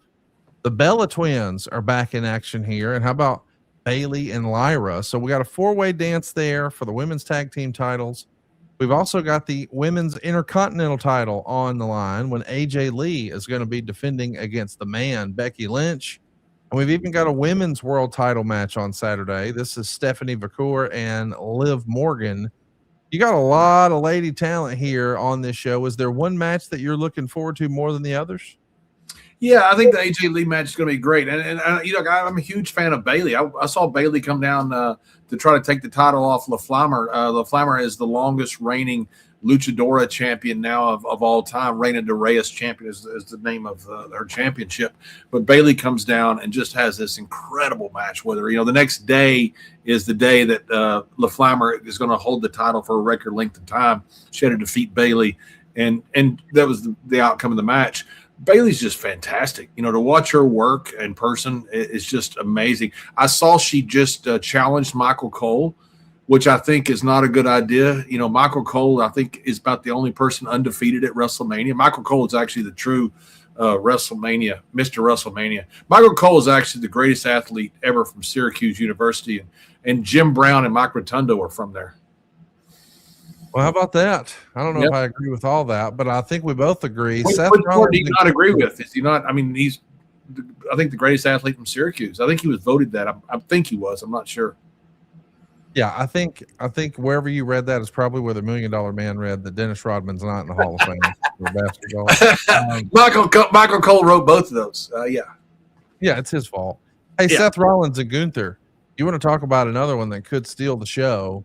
I think everybody's been curious what these guys were going to do at WrestleMania. I don't know that 3 months ago I would have predicted that this is how it would be. I don't think a lot of people even knew that Seth would be here. But what a tear Gunther's been on in the last year. He's put down Goldberg. He's put down John Cena and AJ Styles. If you had to pick a winner here, John, obviously the fans are the real winner. But who gets their hand raised? I'm going with Gunther. I think there's too much heat on him right now. I think, I don't think it would hurt him to lose, but these are two big stars. When you have two big stars, it doesn't hurt. Depends on how you do it. It doesn't hurt either guy to lose. I think this is going to be a sleeper match. I think this match is going to be freaking awesome. I mean, Seth Rollins is an unbelievable worker, and so is Gunther. I mean, I think these guys are going to have an absolute gem of a match. I'm really looking forward to this. But give me Gunther if I have to pick a winner. I'm going with the heel, of course. Well, now I'm going to put you on the spot. The main event of night one, and the most controversial match that everybody's talking about. We've got Cody Rhodes on one side and Randy Orton in the other, and Pat McAfee hanging around at ringside. There's rumor and innuendo Jelly Roll may be in town. What do you expect in the main event of night one, John? Man, this one is hard to call. I just have a feeling they're doing something with Randy. I have a feeling maybe, Randy may be leading up to, challenging John Cena's record over the next couple of years. So I'm thinking maybe Randy Orton here. You got Pat McAfee going to be there with him. And of course, you may have Jelly Roll on the other side. It's interesting. Look, there's not a loser in this. I think either one going over, I think, it doesn't really matter. They're both massive stars. But give me, I tagged with Bob Orton Jr. I didn't tag with Dusty. I tagged with Dusty's tag team partner, Dick Murdoch. So give me Bob Orton's kid. Give me a Randy Orton. Night two is more banger after banger. We're going to get started on ESPN2, the first hour, totally free on ESPN2. And how we're going to get started, you want to talk about an absolute train wreck. The Intercontinental Championship ladder match. This is going to be a real-life car crash with Penta defending against Javon Evans and Dragon Lee and JD McDonough and Rusev and the legend himself, Rey Mysterio, on ESPN, an Intercontinental ladder match with luchadors and freaking Rey Mysterio. This is going to be huge, John. Poor Rusev. Poor Rusev. He's going to end up catching everybody. When you're the big guy in these matches, you end up catching everyone. I remember one time we were wrestling the Hardys in the garden. They had some spikes on their belts. Me and Ron got cut all to shreds. They didn't on purpose, but weird because we're catching them, doing all this stuff. Poor Rusev. He's not going to be, you're not going to see him jumping down on JD McDonough. You're going to see Rusev catching everybody. That poor man. Give me Penta in this. I think Penta is too hot right now. I just saw him wrestle as well this past weekend. Incredible match that he had down at AAA against Vikingo. Man, those guys can freaking go. You got to watch this freaking AAA product. I think it's just amazing. But give me Penta in this thing. And no offense to my broadcast partner right now, Rey Mysterio. I think you're going to see some teases at the end. But give me Penta. I agree. I think Penta gets his hand raised here, but the one that nobody can pick, and it's free on ESPN2 in the first hour of night two, Brock Lesnar and Oba Femi.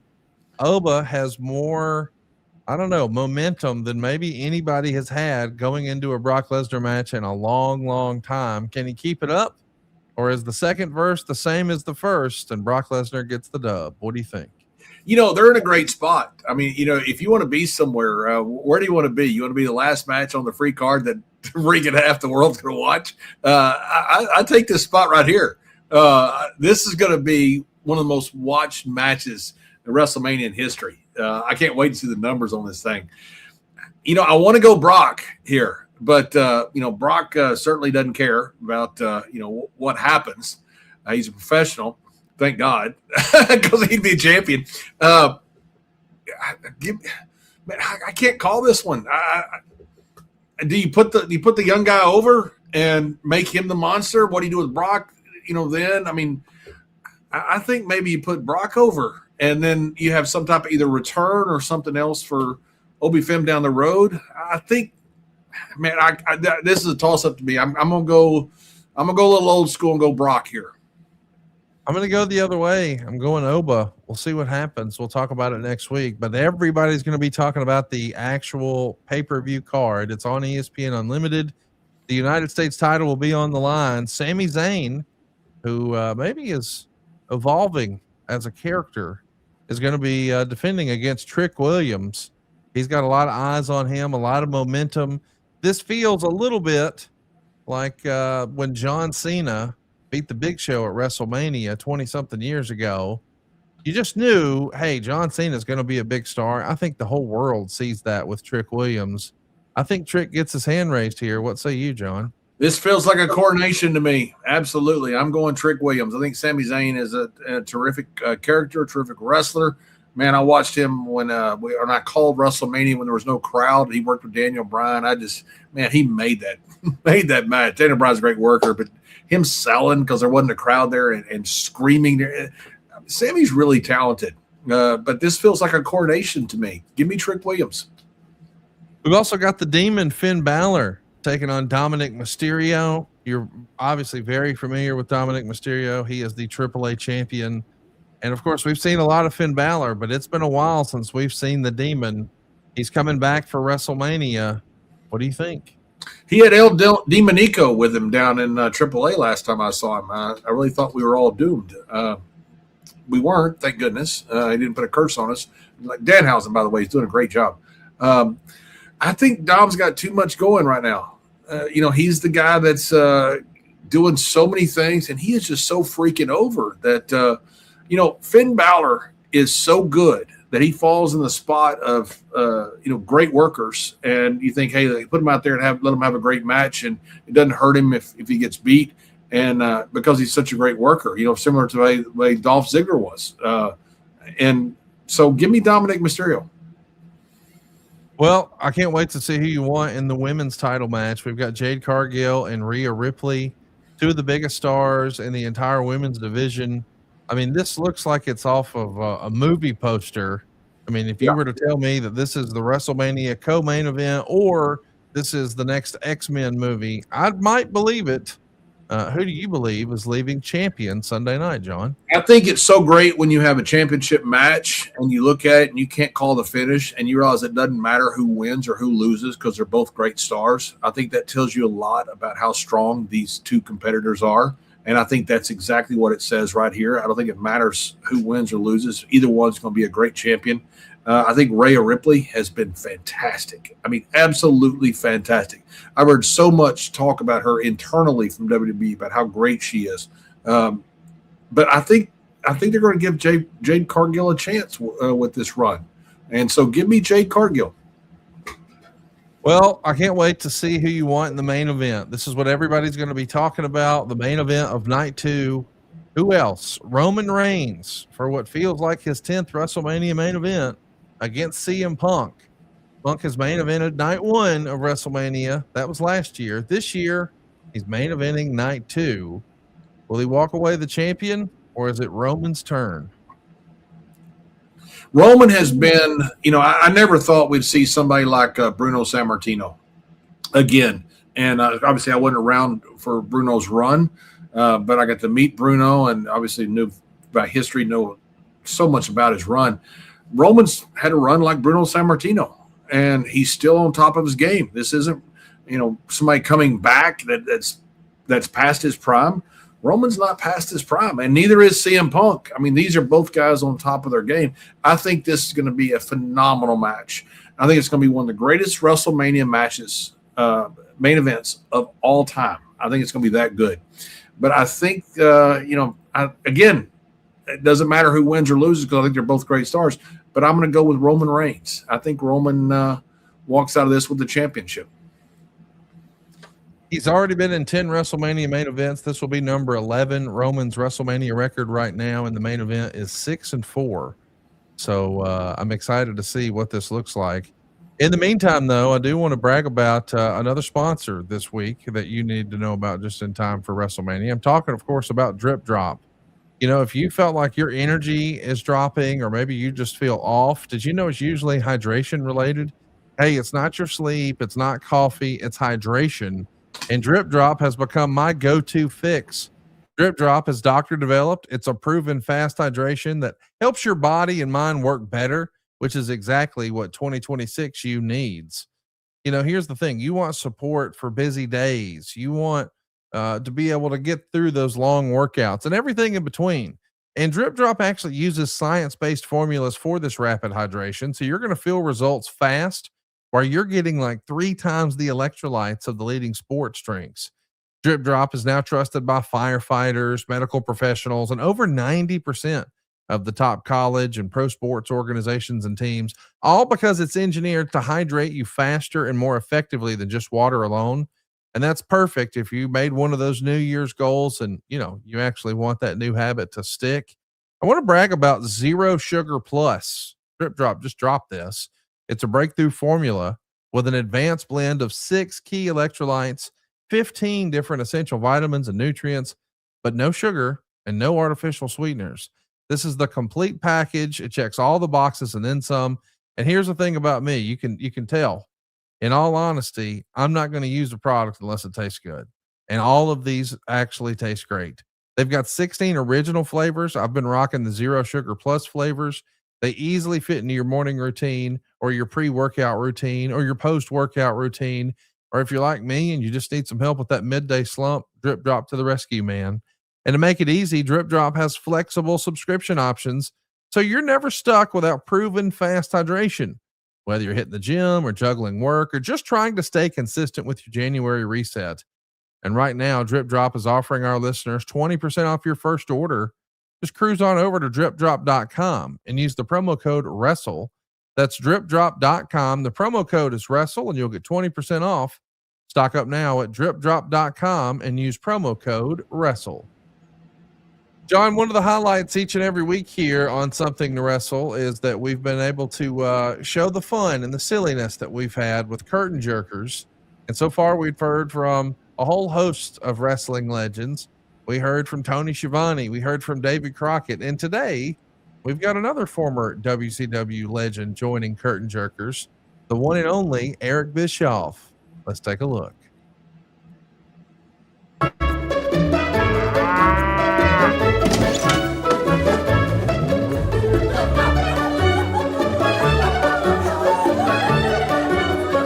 You look like Hoss Cartwright. Hoss Cartwright. We gotta start the show off. Are you just gonna rib me? No, I'm not going to rib you. You look like Hoss Cartwright. There's a horse that is so glad you're not a cowboy. There's like a horse somewhere going, thank God that motherfucker's funny. Because if he wasn't funny, I'd have a broken back right now. You'd have like some horse would be in a glue farm because you would have. What a way to start. Welcome into another episode of Curtain Jerkers. You know, it's kind of like a 10-gallon hat on a 30-gallon head is what it's like. This? Yes. Well, I watched our footage back, and my head felt empty. It looked empty. You listened to our footage, your head felt empty. We are doing this live at the 1FW Arena in McDonough, Georgia, the former home of Deep South Wrestling. How about that? As part of Eric Bischoff's Power Plant Weekend. All right, Eric Bischoff. Now, we are rocking and rolling here on Curtain Jerkers. John, first of all, how excited do you feel about working with me? Probably the biggest comedian you've ever worked with. Size-wise. Last time I saw something that big, it had ropes on it. I used to live like right by where they had the Macy's Day Parade. You know, they have like all the big balloons and stuff. They had big ropes on them. Yeah, that's what, and that's kind of. I'm a parade float. Yeah, you're a parade float. Yeah. Thank you. But a funny one. You're a funny parade float. Funny parade folk. Yeah, funny parade float. Yeah.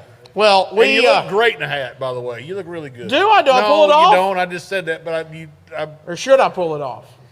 Yeah. Do I pull it off or should I pull it off? No, leave it on. It looks all right, good. leave it on. We are going, now look, we're going to get outshined because our guest today. Now, you just told me you're the biggest comedian ever. Yeah. You know, back in the 90s, I went to a celebrity hunt one time, and Jeff Foxworthy was the pretty big name in comedy, guys. Just dropped the name there, by the way. Jeff Foxworthy was the hottest name in the country at the time. And so we go down there. Wade Boggs and Kurt Hennig are rooming with Jeff Foxworthy. Oh. So Foxworthy, because he was such a hot comedian, they stuck him on like the prime lease and stuff. And apparently he shot this huge buck right at dusk. But it was raining and they couldn't find it. But he's sure he had shot it. But he sits out there and looks for it for like several hours. He comes back to the lodge like at midnight or later. And he's soaking wet. he thinks that we're all in bed. He wants, because we got to get up early and go hunting. This is the 90s. We're in the bar, drinking, having fun. So we hear him come in, we turn out the lights. Foxworthy comes in, gets into bed, and we hear this blood-curdling scream. Wade Boggs and Kurt Hennig had been down to the cooler and got a dead buck and put it in Foxworthy's bed. So Foxworthy has got into bed with this dead deer, turns on the light, and he looks at, there's a note that if you're looking for a dead buck, this is what it looks like. So Foxworthy walks into the bar, pulls out his wallet. We're all sitting there just waiting to see what he has to say. He's got all this stuff on him from the dead buck, and he puts his wallet on the bar, and he goes, I can't beat up anybody in here, but if somebody will beat up Wade Boggs, I'll give you whatever's in my wallet.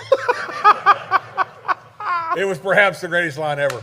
Wade Boggs and Kurt Hennig tortured him for an entire week. He actually at one point was doing a skit. You may be a redneck if you go on a deer hunt, and Wade Boggs and Kurt Hennig, and he would go into a rant about, he was so mad at him. They tackled him through his door one time, broke down the door. The same weekend? The same weekend. Okay. It was they shot him with a fire extinguisher. I mean, they tortured him.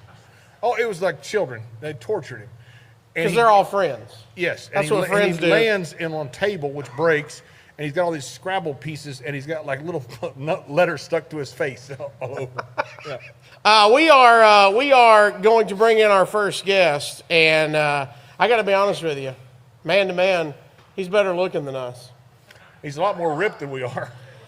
Some have referred to him as Daddy with the good hair. What do you think about that? Some people have, not me. Who has? Some people. Like who? They're probably here. Probably, maybe her. We are going to bring out our first guest who, by the way, can probably beat a lot of people up in here and has enough to pay people to beat people up. He got me a raise one time. He got you a raise one time. But it was my best raise I ever got. Yeah. All right. Well, let's talk about it. Ladies and gentlemen, welcome our guest to Curtain Jerkers, Mr. Eric Bishop! Yeah! How you doing, Eric?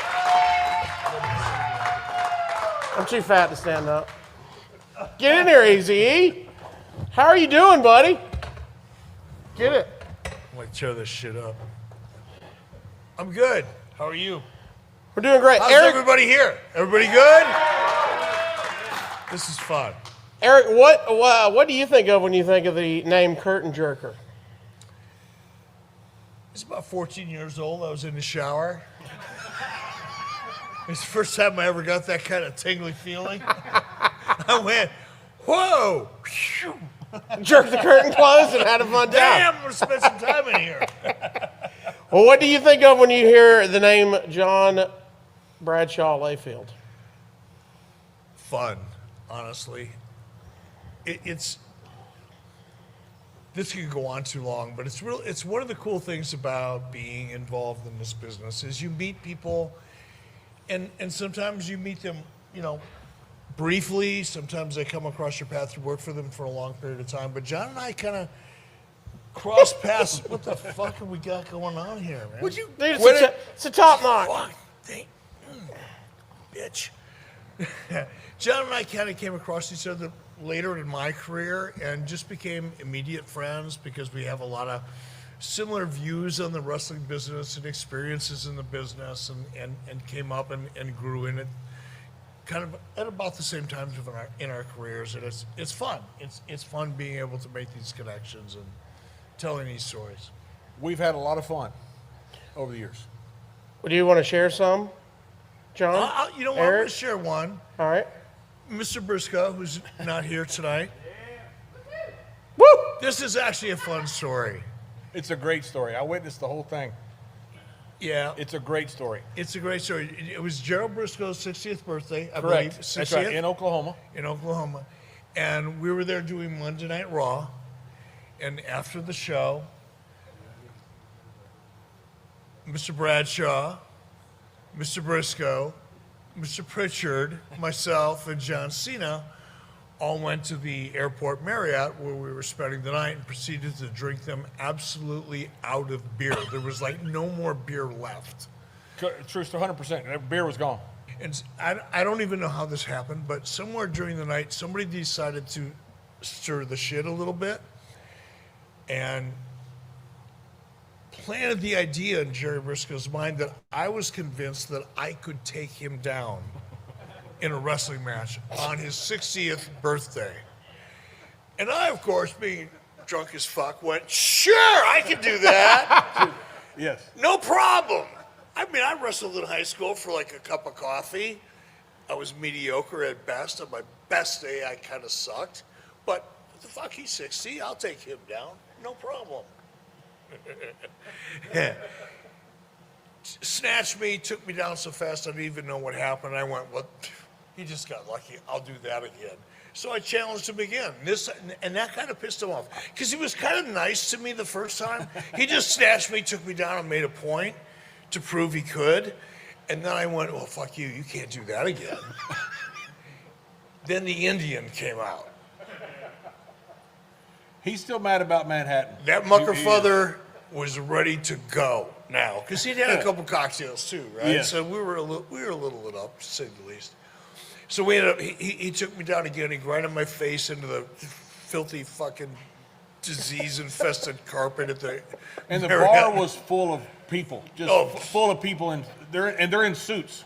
Grinded me down, embarrassed me. I got up and of course I was too drunk to really realize what was happening. And I got up the next morning to get on my flight. I looked in the mirror, I went, oh, this is going to be hard to explain. I got home, I had a matte burn on the side of my face that looked like a T-bone steak. My right thumb was broken. It was about this big.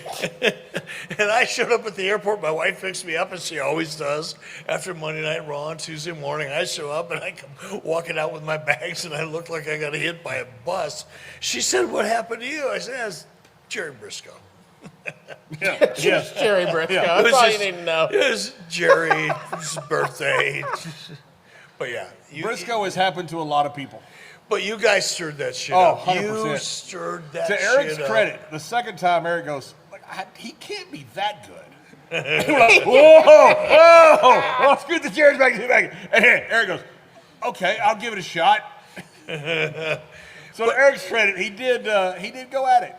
He didn't go at it very well, but he had fun, and much respect to Jerry Briscoe. He recently came to a Real American Freestyle event and had a lot of really good input. He's a tremendous asset to the amateur wrestling business. Briscoe has made most of us tap many times. I've got an idea as we sit here for you. I need one. I'm just dying for one. Would you trust a man that looks like that in a cowboy hat? Do you think I pull this off, Eric? Not as well as you think. I'm seeing a Toy Story vibe going on here. Oh, is that because it's back here? I got an idea for RAF, Real American Freestyle. We have the trilogy, Briscoe and Bischoff, on a as long as it pay-per-view. ain't JBL and Briscoe. They gotta have a third fight, right, guys? Yeah. I'm not doing it. I don't mind being embarrassed by a guy who's 60, but how old is Jerry now? 77. I'm not doing that. Yeah. If I'm going to get my ass kicked, it's not going to be by a 77-year-old. No. 16, 18-year-old kid wants to kick my ass, sign me the fuck up. Not a 77-year-old. It's not happening. It's kind of like Caitlyn Jenner. I'm mad that a grandmother's a better athlete than me. That's what this, like an 80-year-old grandmother can still out pole vault me, out throw discos, everything. Yeah. Okay, what about me and Briscoe? Oh, that would be good. You think I could just You could just what? ground and pound. Ground and pound. Just manhandling with my size. It's fascinating because you don't think of amateur wrestlers. When you think of tough guys, because of movies and television, it's always like, and even sports. It's boxers, it's kickboxers, it's Jean-Claude Van Damme, it's Chuck Norris. All these visual, medium, tough guys. I don't think there's anybody tougher than an amateur wrestler. I agree with that. I mean, I agree with that. They are good. You're going to land a punch, and then they're going to grab you. and then you are so fucked. It's unbelievable in ways that you can't imagine possible. It's true, right? 100% true. Worst day of my life. Me and Barry Windham go to Blackwell, Oklahoma, and Stillwater, Oklahoma. The working town and the shoot town of the Briscoe brothers. So this is back before cell phone cameras. We had like the Polaroid camera. So we take a picture of me urinating on the city limit sign with the Polaroid camera. Well, as we're doing this, the sheik drives by. We're in the middle of the country. I don't know what he was doing. I think I know what he's doing out there, but I don't know why he was there. And Sheik always thought my name was Brad Shaw, 2 names. So when he sees me, Brad, your first name. Brad, my first name, and Shaw, second name. So when he sees me, he says, "Mr. Shaw, is everything okay?" And I said, "Yes, Mr. Sheik, I'm just pissing on Briscoe's hometown." He goes, "Oh, Brad, you're such a fine boy." And he drove off. So the next day, we put up these Polaroids of us pissing on Briscoe's hometown in catering. Well, in walks Danny Hodge and Jack Briscoe. Oh. I had no idea. I've been stretched a lot by Jerry Briscoe. It was the worst day of my life. I literally could not work out for 2 months. I thought they broke my arm. And I said, Danny Hodge trusts you? "Oh, Danny, oh yeah, yes he did. Oh yeah, Danny got me." What was that like? Oh my God. Tell me about that. At one point I said, "Mr. Hodge, can I apologize to you at any point for pissing on Blackwell, Oklahoma?" He goes, no. He grabbed my hand with a freaking grip, and then he grabbed my elbow as he does, and he's just twisting it. And I thought he was breaking my arm. And he's got me down now, and Jack Briscoe had me like behind. I am absolutely helpless. I had Jack Briscoe and Danny Hodge stretch me in catering in Oklahoma. It's a wonderful. That sounds painful. I don't know what that means, but it sounds real bad. I would like to not get stretched by anybody. But I did. But I did piss on Briscoe's hometown. And got away with it. You lived to tell about it. I didn't get away with it, but I lived to tell about it. By the way, stretched, for the audience who may not know, means just basically tortured in the amateur wrestling sense. Not this perverted fucker's way of thinking about it. I did not say anything. You didn't have to. I can read your mind from here. It's getting out under the hat. I thought the hat was keeping it in. Hat's not helping you, bro. That evil shit's just coming through. Do you want to? So you don't want to wrestle? I mean, has this gave you an itch of going? Maybe I want to train a little bit. Not to get in the ring. Have you looked at him? What is wrong with you? What do you mean? Look at him. He's athletic. He's in the best shape of his life. That's what I'm saying. Do you want to roll around with the guys? Fuck no. That would be stupid. I love, look, I've lost a lot of weight. It's really what I have. Now I'm doing about $180. I was probably 220, 230 for the last 15 to 20 years. So I've lost a lot of weight. I've gotten to the gym, tightened up a little bit, but I'm just happy to be walking around without any injuries. I'm just happy to be healthy. So that's as far as I'm going to push it. Although I'm going to see if Sarge can teach me how to take a flat back bump tomorrow at the powerhouse, or at the power plant. Come on now. I've never had anybody, I've never learned how to take a bump. Really? Never. All these years, I've never rehearsed a bump. Really? No, because I'm freaky about rehearsing shit. I'm superstitious as fuck. It's like the power bomb that Kevin Nash took or gave me. I wouldn't rehearse it. I wouldn't. Wow. I just wouldn't do it because even Kane, when he slammed me up, you know how Vince is about rehearsing shit? Yeah. I said, I'm not doing it. I'll take the bump, but I'm not going to do the rehearsal. Because I figured if I'm going to get hurt, I'm going to get hurt in the shot. Right. I don't want to get hurt in a fucking rehearsal and be a pussy. So it's like, that was my deal. But I've never learned how to take a bump. So Sarge is going to teach me how to take a flat back bump. Awesome. Which is the most basic thing in wrestling that I've never learned. So I'm going back to school. What's the hardest bump you did take? I've never. None of them's ever went sideways even a little? When Kane chokeslammed me off the stage because I don't know how to take a bump, I made the rookie mistake of reaching for the floor, trying to anticipate where I was going to land, and I broke my thumb. But that was self-inflicted. I didn't know what I was doing. If I would have known what I was doing, I would have flat backed it and been no problem. But I was like, where am I going to hit? Where am I going to hit? And I ended up hitting on my thumb. Vince would never learn how to take a bump. Seriously, because that was obvious. It was I obvious. made my shit look good. He sucked. He's the fucking worst. He's the most unathletic, birth-giving hip motherfucker. Birth-giving. He was the most unathletic person that ever wanted to be athletic I've ever met. The greatest build-up ever was to that first stunner by Vince McMahon. It was the worst thing that's ever happened in the history of wrestling. It was so freaking bad. But Vince, now to his credit, he never took a bump because he didn't want to look like a wrestler. But to Eric's point, he had no chance of looking like a wrestler. Even with training. Can we go back to birth-giving hips? Fucker's hips were this wide. No wonder he wore padded suits. He had padded shoulders. His fucking hips were like 4 feet wide. Well, now we're all going to look at him next time we see him. We're going to go back and watch old footage. Can't wait to see Vince in person again. You got more ass than a donkey farm. Don't you laugh at somebody's hips. I have slender hips. You look like you got bowling balls in your back pockets. If I was going to pick any two wrestlers to swap gimmicks just because I would love to see it, Stone Cold Steve Austin and Goldust. Ooh, that's good. Here's my impression of Bruiser Brody ordering Applebee's. Give me your goddamn fucking food! Tag, marry, kill. JBL, Jeff Jarrett, John Cena. Well, I'm going to marry John Cena. He has a lot of money, and I will be a house bitch. JBL has to be the tag because, I mean, he's a tag wrestler. He knows what he's doing. Jeff is not. He doesn't play well with others. So I'm going to have to kill you, Jeff. Sorry? But now some guys have nice booties. They might even want to wear a thong like out on the ocean or something. Oh, God. Don't. Uh-oh.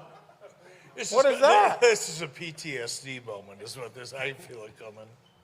So you ever had a chance, like, I mean, I don't know. I don't want just like name a name, a random name. I don't know, like Brutus the Barber Beefcake. Fuck. Show up on a boat and wear a thong and around your kids.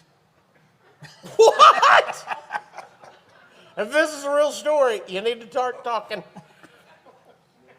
So I'm thinking it's about 1994.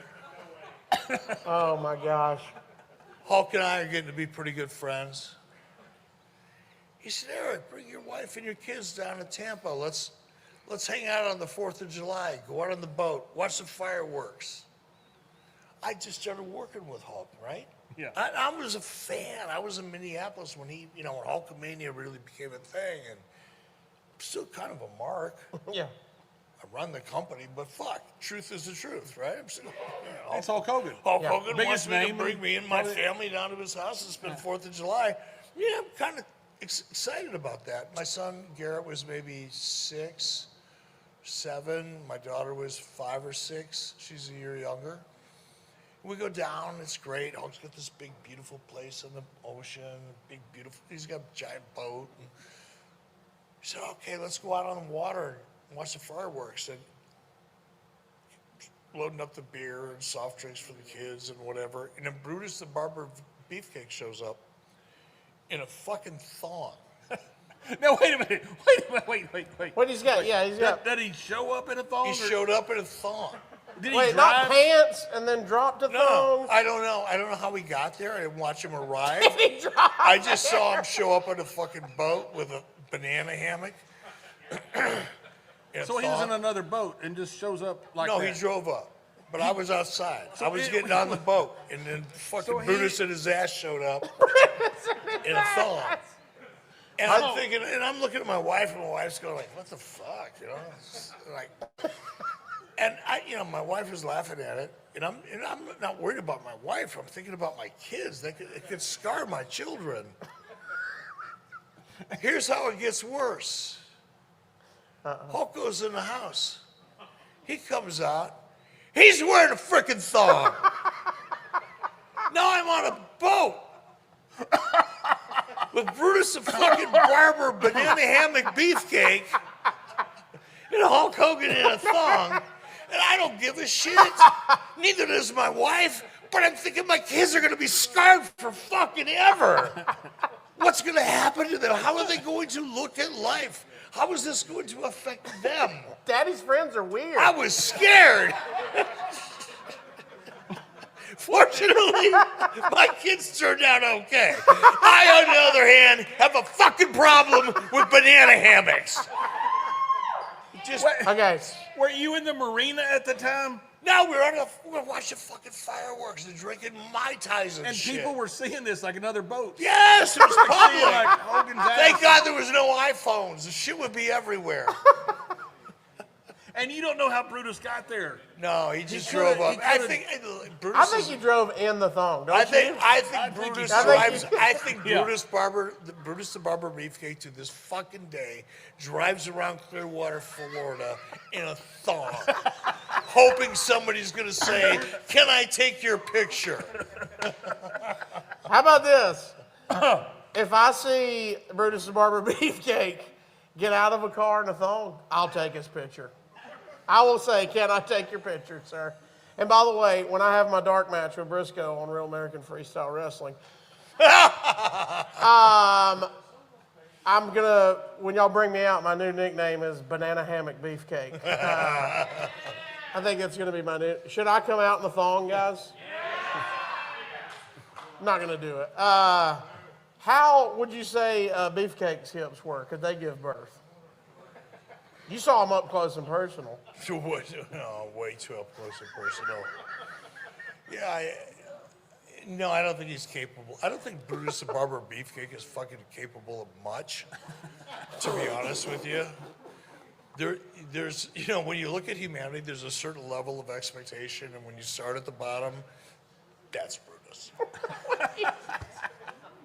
This is the first time I've talked about it since 1994. I'm not sure I'm going to be all right after now, this. When you say thong, it's a flashback. That's pretty audacious. Pretty fucking To show up on PTSD. somebody else's boat with their family and kids in a Incredible. thong. That's Incredible. the thing. Yeah. That's the thing. I mean, you know, there was a bunch of, you know, hot chicks and hot strippers that wanted to hang out with wrestlers, and you want to show up in your banana hammock, have at it. But not in front of my 6- and 5-year-old kid. are we talking like, you just think they were skimpy in the back, or are they inside the cheeks in the back? We're all thinking it, It was right? deeper than comfortable.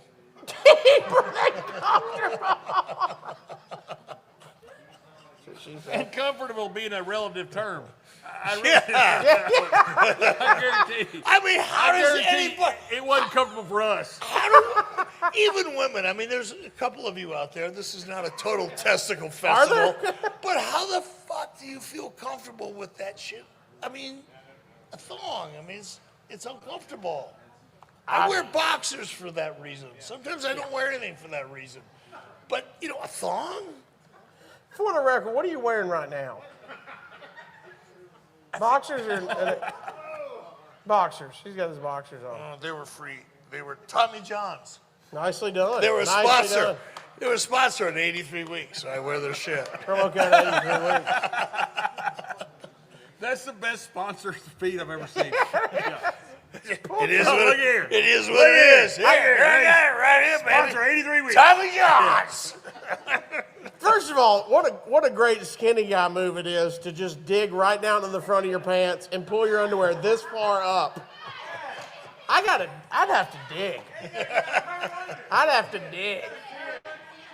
Yeah. There's some crevices right here we can't get in. You mentioned 83 weeks. We're going to play a quick game. Y'all want to see us play a quick game? It's over under 83. John and Eric, you will participate. I will ask a question over under 83 something, and you will tell me if you think it is over or under that. Okay. 83. Does JBL own more than 83 cowboy hats? Over or under? What do you think? I'll go under. Under? Here's why. Because when a man finds a hat that he likes, you marry that son of a bitch. You do not wear a bunch of different hats, because hats are very freaking personal. They either fit in a way that makes you feel good about life, or they're a pain in the ass. And once you find one that fits, you just don't fuck around. Mr. Right? Bischoff knows hats.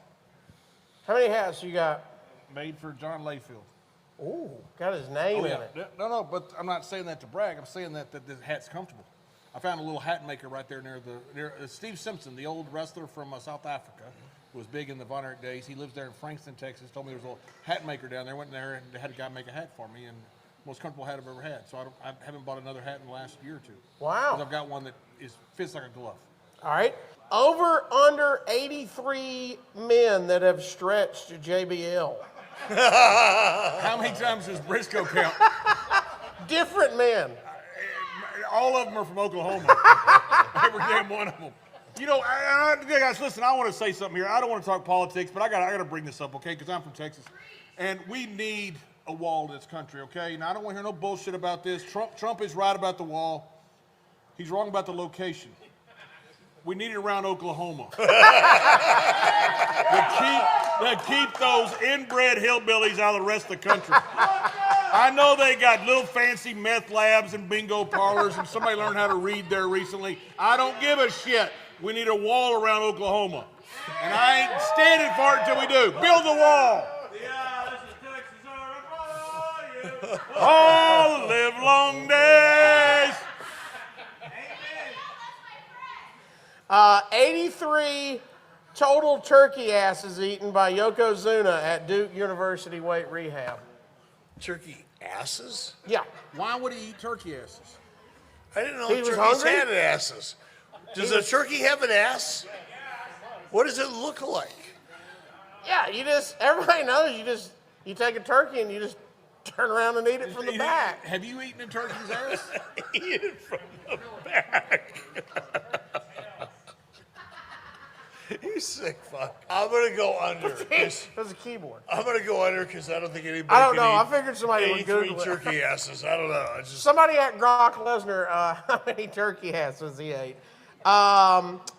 83, over under 83 centimeters of Brian Knobbs' asshole.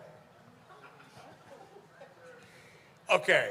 Am I the only one that's seen the picture? This poor lady right here, her jaws. Yes, her jaw's on the floor. She's looking at you like you're some kind of a freak from another planet. Okay, I'm the only one Just with for the internet. asking that Okay. question. Make some noise if you've seen the picture.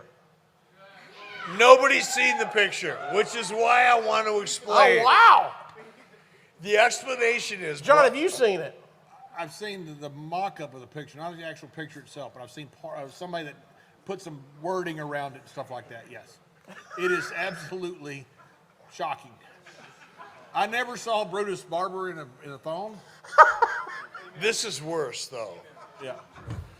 This is emotionally scarring. Look at And I don't mean... This dude's Googling it right now. I don't mean to be... Uh-oh. Look, people. He's a large man. When you see something is disturbing, you laugh. Oh my God! It hurts certain people. It's scarring. This fat bastard, no offense, A lot taken.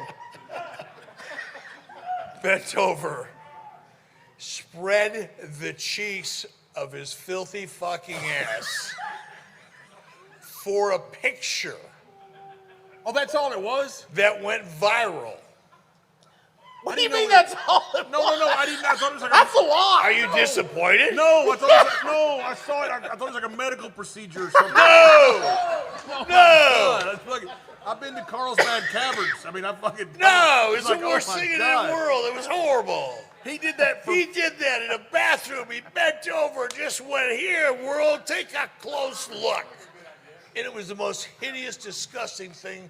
And it's like, I don't want to see that shit. Somebody said it. Hulk sent it to me. He's like, "Yeah, look at this idiot." Fuck! Don't send me this shit.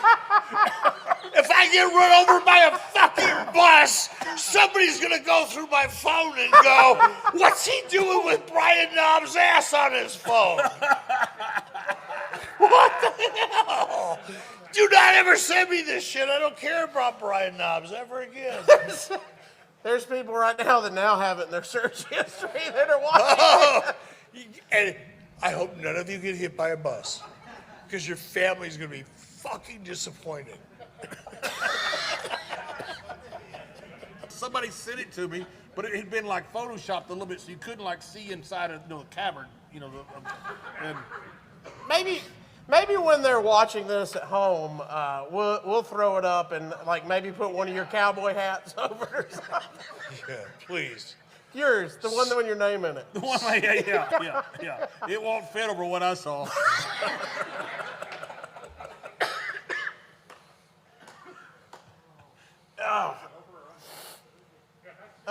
83 minutes before I have my heart attack that it feels like is coming on rapidly under his grade.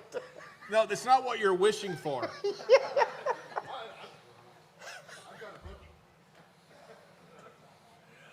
I don't know where to go. I wasn't ready for you to go on your rant. No, I'm not going on any rant. I'm just Talk saying about Hogan said it to you. It was amazing. I was going to say, I hope it's over. You're fun as hell. No, I mean, the heart attack. I hope. My health incident. Yeah, no, I don't want. I want to see you around for a long time because you always make me laugh. You always make me laugh. He's done a couple podcasts when Conrad's been unavailable, and I only do the podcast because it's fun. I don't, to be honest with you, if it's not fun, I won't do it. And he's the only guy that makes me really laugh and have fun more than Conrad does. So I appreciate that, buddy. Conrad He's finally always did fun. something right. Conrad Thompson. Tell that to JBL. He doesn't laugh at anything I do. You always make me laugh. I think you're funny. Like in the hat, you're not that funny. You're stupid. Well, look, we've got a lot to digest here. We've got. I do. I had no idea that Knobs did that on purpose. We've got Knobs. We've got we've got birthing hips on Vince. We've got Brutus in a banana hammock. We've got a lot here. We got all the stuff you dig. Now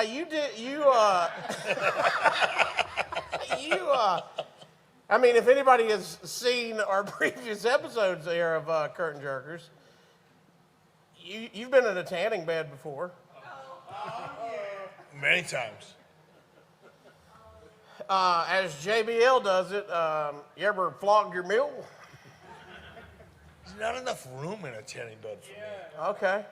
I need more room. Can you leave the lid up? Yeah, but then you don't get tan. Do you sit on the side, maybe? Oh. No, I don't. So you got grill marks on your ass when you get done? It's just not the appropriate Why would time. you go to a tanning bed to whack your monkey to begin with? That doesn't make any sense. It makes no sense whatsoever. I'm a shower guy. I mean, if I'm going to do it, I'm going to do it in the shower. What the fuck? Why would you waste your time? Full circle back to your first. Then you got to take another shower. Fucking waste of time. If we have communal showers and curtain jerkers, I'm taking a bath. I ain't going in there. I just imagining whoever's doing it has got those little tiny glasses on.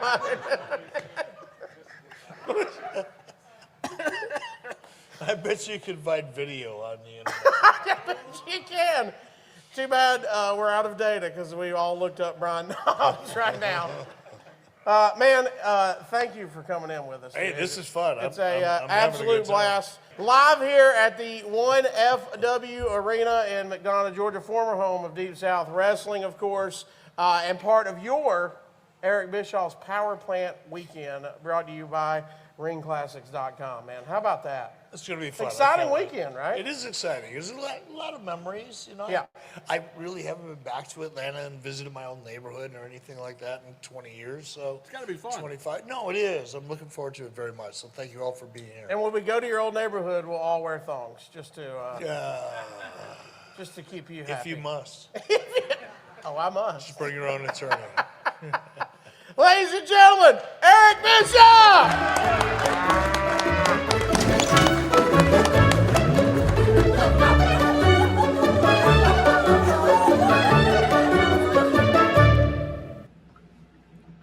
Yeah, boys.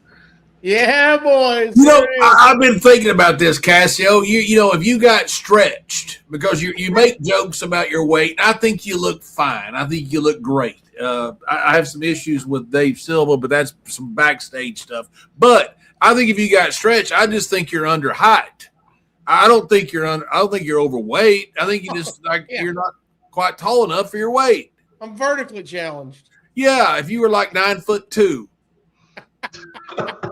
I think you'd be perfect. Now we by the way, look, we got the WrestleMania hat with the JBL signature on there. How about that? Oh, nice. How about that? Awesome. Come call me Heritage Auctions. I am Cassio. That of course is the one and only JBL. JBL, John, we got a buddy with us here who helps make all this happen. How are you, Dylan? I'm great, guys. Thanks for having me on. Now, this is going to be fun because Dylan is going to be with you in Vegas for Mania weekend, John. Well, not really with me. He's going to be out there also. I mean, you make it sound like we're rooming together. I don't know the situation. Well, we may be. I don't know. I hadn't seen the rooming chart. Even it may be. I have no idea. Wait till you see the room service charge. Oh. He told me he told me in Briscoe one time. He goes, I was moonwalking on the bar in Lake Charles, and Jimmy Garden forgot to tell me that he goes because he wanted me to run into the fan. He ran into that big fan, hit me in the head. Next thing I knew, I woke up in bed with Jimmy Garvin naked. And I said, Michael, you've missed a couple things here that I think were important. He goes, well, we ordered room service. I go, that's not where I was going, but okay. As one does. Yeah. As one does. Dylan, what has your curtain jerkers experience been like? I mean, it's so much fun just to sit there and just laugh. And even like watching it back here, just laugh again. And I've watched it 100 times editing it. So I think the hardest thing has been to keep my composure behind the camera, especially those couple episodes with Dave Wells and Cassio and John had me laughing so hard. Jumbo the elephant. Oh my gosh, I was just dying. But the best thing about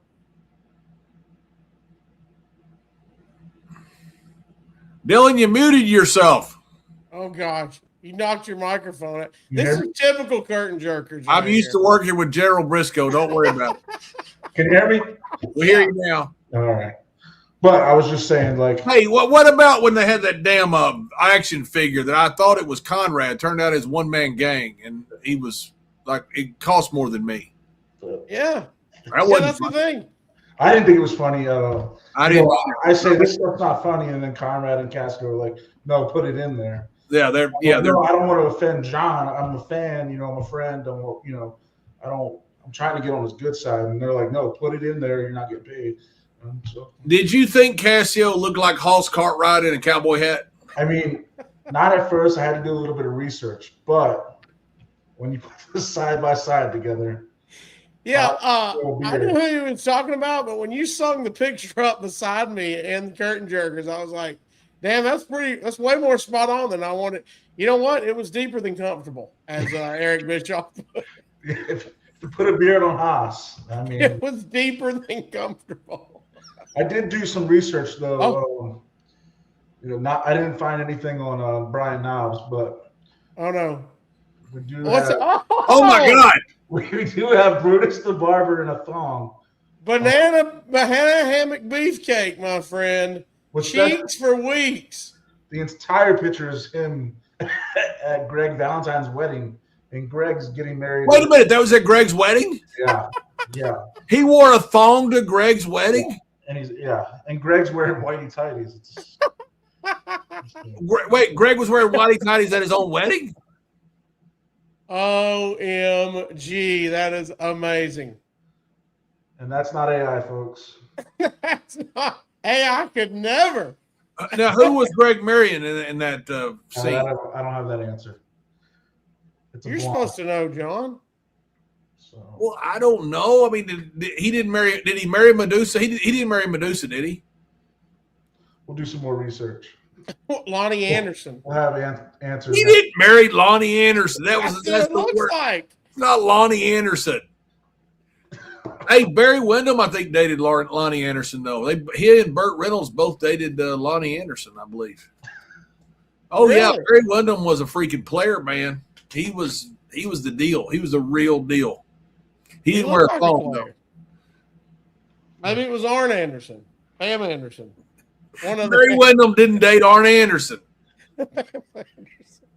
No, he didn't. He dated Lonnie Anderson. There's no relation. She's not a four horseman. It was one of the Andersons, I think. Anderson Silva. I don't know who it was. Barry Windham did not date Anderson Silva. No, we're trying to figure out who Valentine married.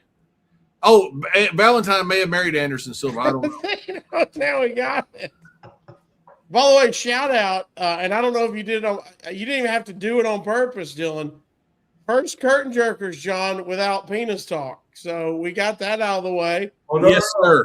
We did go double ass talk. Yes, we did. Eric talked about his first experience at 14. Oh, yeah, that's right. We're still at it. So that's true. Yeah, we have a lot of jerking and curtain jerking. And you guys talked about flogging the mule at the end. We got flogging the mule back in. Well, that's just, and I did the Swoggle JBL impression. Flog the mule. Swoggle's an idiot.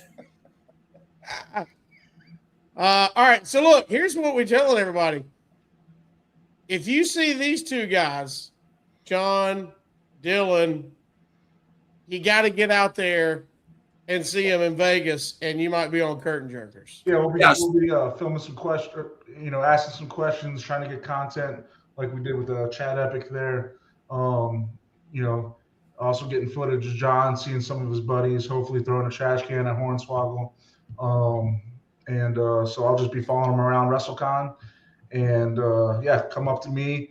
Just make sure it's me. I know there's going to be about 1,000 of me around that day. But I'll be the one with Conrad Thompson. So Conrad Thompson. Yeah. I love it. Conrad Thompson will be asking the questions. So he's doing our man on the street interviews. Conrad Thompson is. Yeah. He does look a lot like One Man Gang. That's true. That is amazing, Conrad Thompson. I love Conrad Thompson so much, so much. It's my new favorite thing. And if you see John or Dylan, you can do Dylan as well. If you see either one of them in Vegas, please walk up and get somebody. Ask them to sign a coat hanger. That's what I need. Hey, Casio, last week I'm freaking on the AAA show, and you had original El Grande Americano beat up this blind comedian and in the front row, and he demolished him. By the way, that was the match. That's the best thing I've seen in a long time. That whole match. That was awesome. It was freaking awesome. It's the best thing on television. And I did throw out the line. He never saw that coming, and it's like nobody even noticed I threw out the line. Come on, that's funny. I was blindsided. I had like all these one-liners, and what a great match. Oh, come on. The one-liners are my favorite part of the show. I mean, just listening to Casio laugh. I told Casio a story, but when he hosted the show with Road Dogg, I would listen just as a fan, and I would go to bingo, and I'll just put my ear, How did this fucking just happen? What? I'm talking about myself that nobody paid attention to any of my commentary, and all Dylan says is, when he had Road Dogg on, he laughed a lot because he's funny. He didn't pay. He was doing the job. He didn't pay attention to me at all. I had Eric. I had Bischoff put me over at the end of the show. This is my day. We're finally hitting our stride here, John. Fuck you. You called me a funny parade float at the beginning of this. That's going in my bio from now on. Everybody's got blurbs on their comedy specials. It's going to be John going, he's a funny parade float. John Bradshaw Layfield calls him a funny parade float. Well, buddy, these have been absolutely so much fun. We still got some more coming, of course. Can't wait for y'all to see everything. And I think y'all are going to get some gold content Mania weekend, man, at WrestleCon. If it's anything like when we took the trip to Dave & Buster's, It's going to be pretty good. We got a lot. We had a good trip at Dave and Buster's. Oh my, I was dying. I don't know who. Somebody that just happened to be following us literally this week said, "Has the Dave and Buster's footage been released?" And I said, "No, it's coming. It is coming." So, by the way, for the Dave and Buster's, you wonder why they're not growing, because they told us, they said, "Hey guys, you can't use the camera." Okay, can we use the iPhone camera? Oh yeah, that's fine. Literally, okay, great. I'm glad you guys are in charge here. Don't use the normal size camera. Just use your phone. Yeah. Same thing. You're still fine. Yeah, they're both 4K. Or like, can we use the footage? Yeah, we don't care what you do. You just can't use a giant camera. Okay. Right. Thank you. Yeah. Nailed it. Okay. It's actually easier for us. Thanks. Yes. Dylan, by the way, that shirt is off the charts, dude. Timu. You got Get big in for the win. Timu. You're supposed to say you got it at the show or something. No. Timu. $4 shirts. $4 shirts. Oh. Don't give them a plug. I'm gonna have so many cool shirts. Look at you. You got to get your own merch on, John. I do have my own merch on Stories of Briscoe and Bradshaw. We've got a guy on this week, our show, that wrote about Big Daddy versus John Haystacks, the big rivalry from the UK. It was an excellent freaking book. We can't wait to check it. Check that out. Yeah, you sound really fucking excited about it. We can't wait to check about it. We didn't see that coming. We didn't see that coming. That was a shot in the dark. I haven't seen a Brooks and Dunn and Reba shirt forever. Actually, I don't know if I've ever seen one. He did. He ordered it from a Chinese website. Are Brooks and Dunn over in China? My wife's in China right now, by the way. She really is. What? My wife's in Shenzhen, China right now. Whoa. Yeah, she's about to take the train from Shenzhen down to Hong Kong. And then she's going to watch the Hong Kong Sevens this weekend. And she has a board meeting out there. Hang on, I'm still writing down the rest of our itinerary. Keep going. When's breakfast tomorrow? They're 12 hours difference. Oh, yeah. By the way, get her, since she's over there, I'll order her some Temu shirts. She can pick it up for me and save me on shipping. That's right. We'll get the Brooks and Dunn Reba shirt. Get it straight from the tap right there. $4, we'll get it for $3. We won't pay shipping. Son of a bitch. See, I got my Chinese man behind me right here. I feel like that was a lot. Was that shipped over? Yes, it was. It was shipped over the late 90s. I went over there and bought it in the Terracotta Warriors. That's a replica of the main general in the Terracotta Warriors, the greatest archaeological discovery of the last 100 years. I met the farmer that discovered it. They took his land and everything. I said, "What'd you pay the guy?" It was like $4 or $5. So they didn't really advertise that very well. Yeah, it took like 6 or 7 months to get the damn thing. It was $750, and I had it shipped. I paid like tax in like Hong Kong, Tokyo, LA, Dallas, everywhere. Yeah. And it piled up. Then I got it. Yeah. Let's go back to your wife's itinerary. It was more exciting than that story. I hope if my wife ever meets you, she hates you. She will. If she's like all of my other friends' wives, she will despise me. And all your friends. That's true. That's why I listen to my friends too. They're like, "I just can't do it. My wife hates you, bud.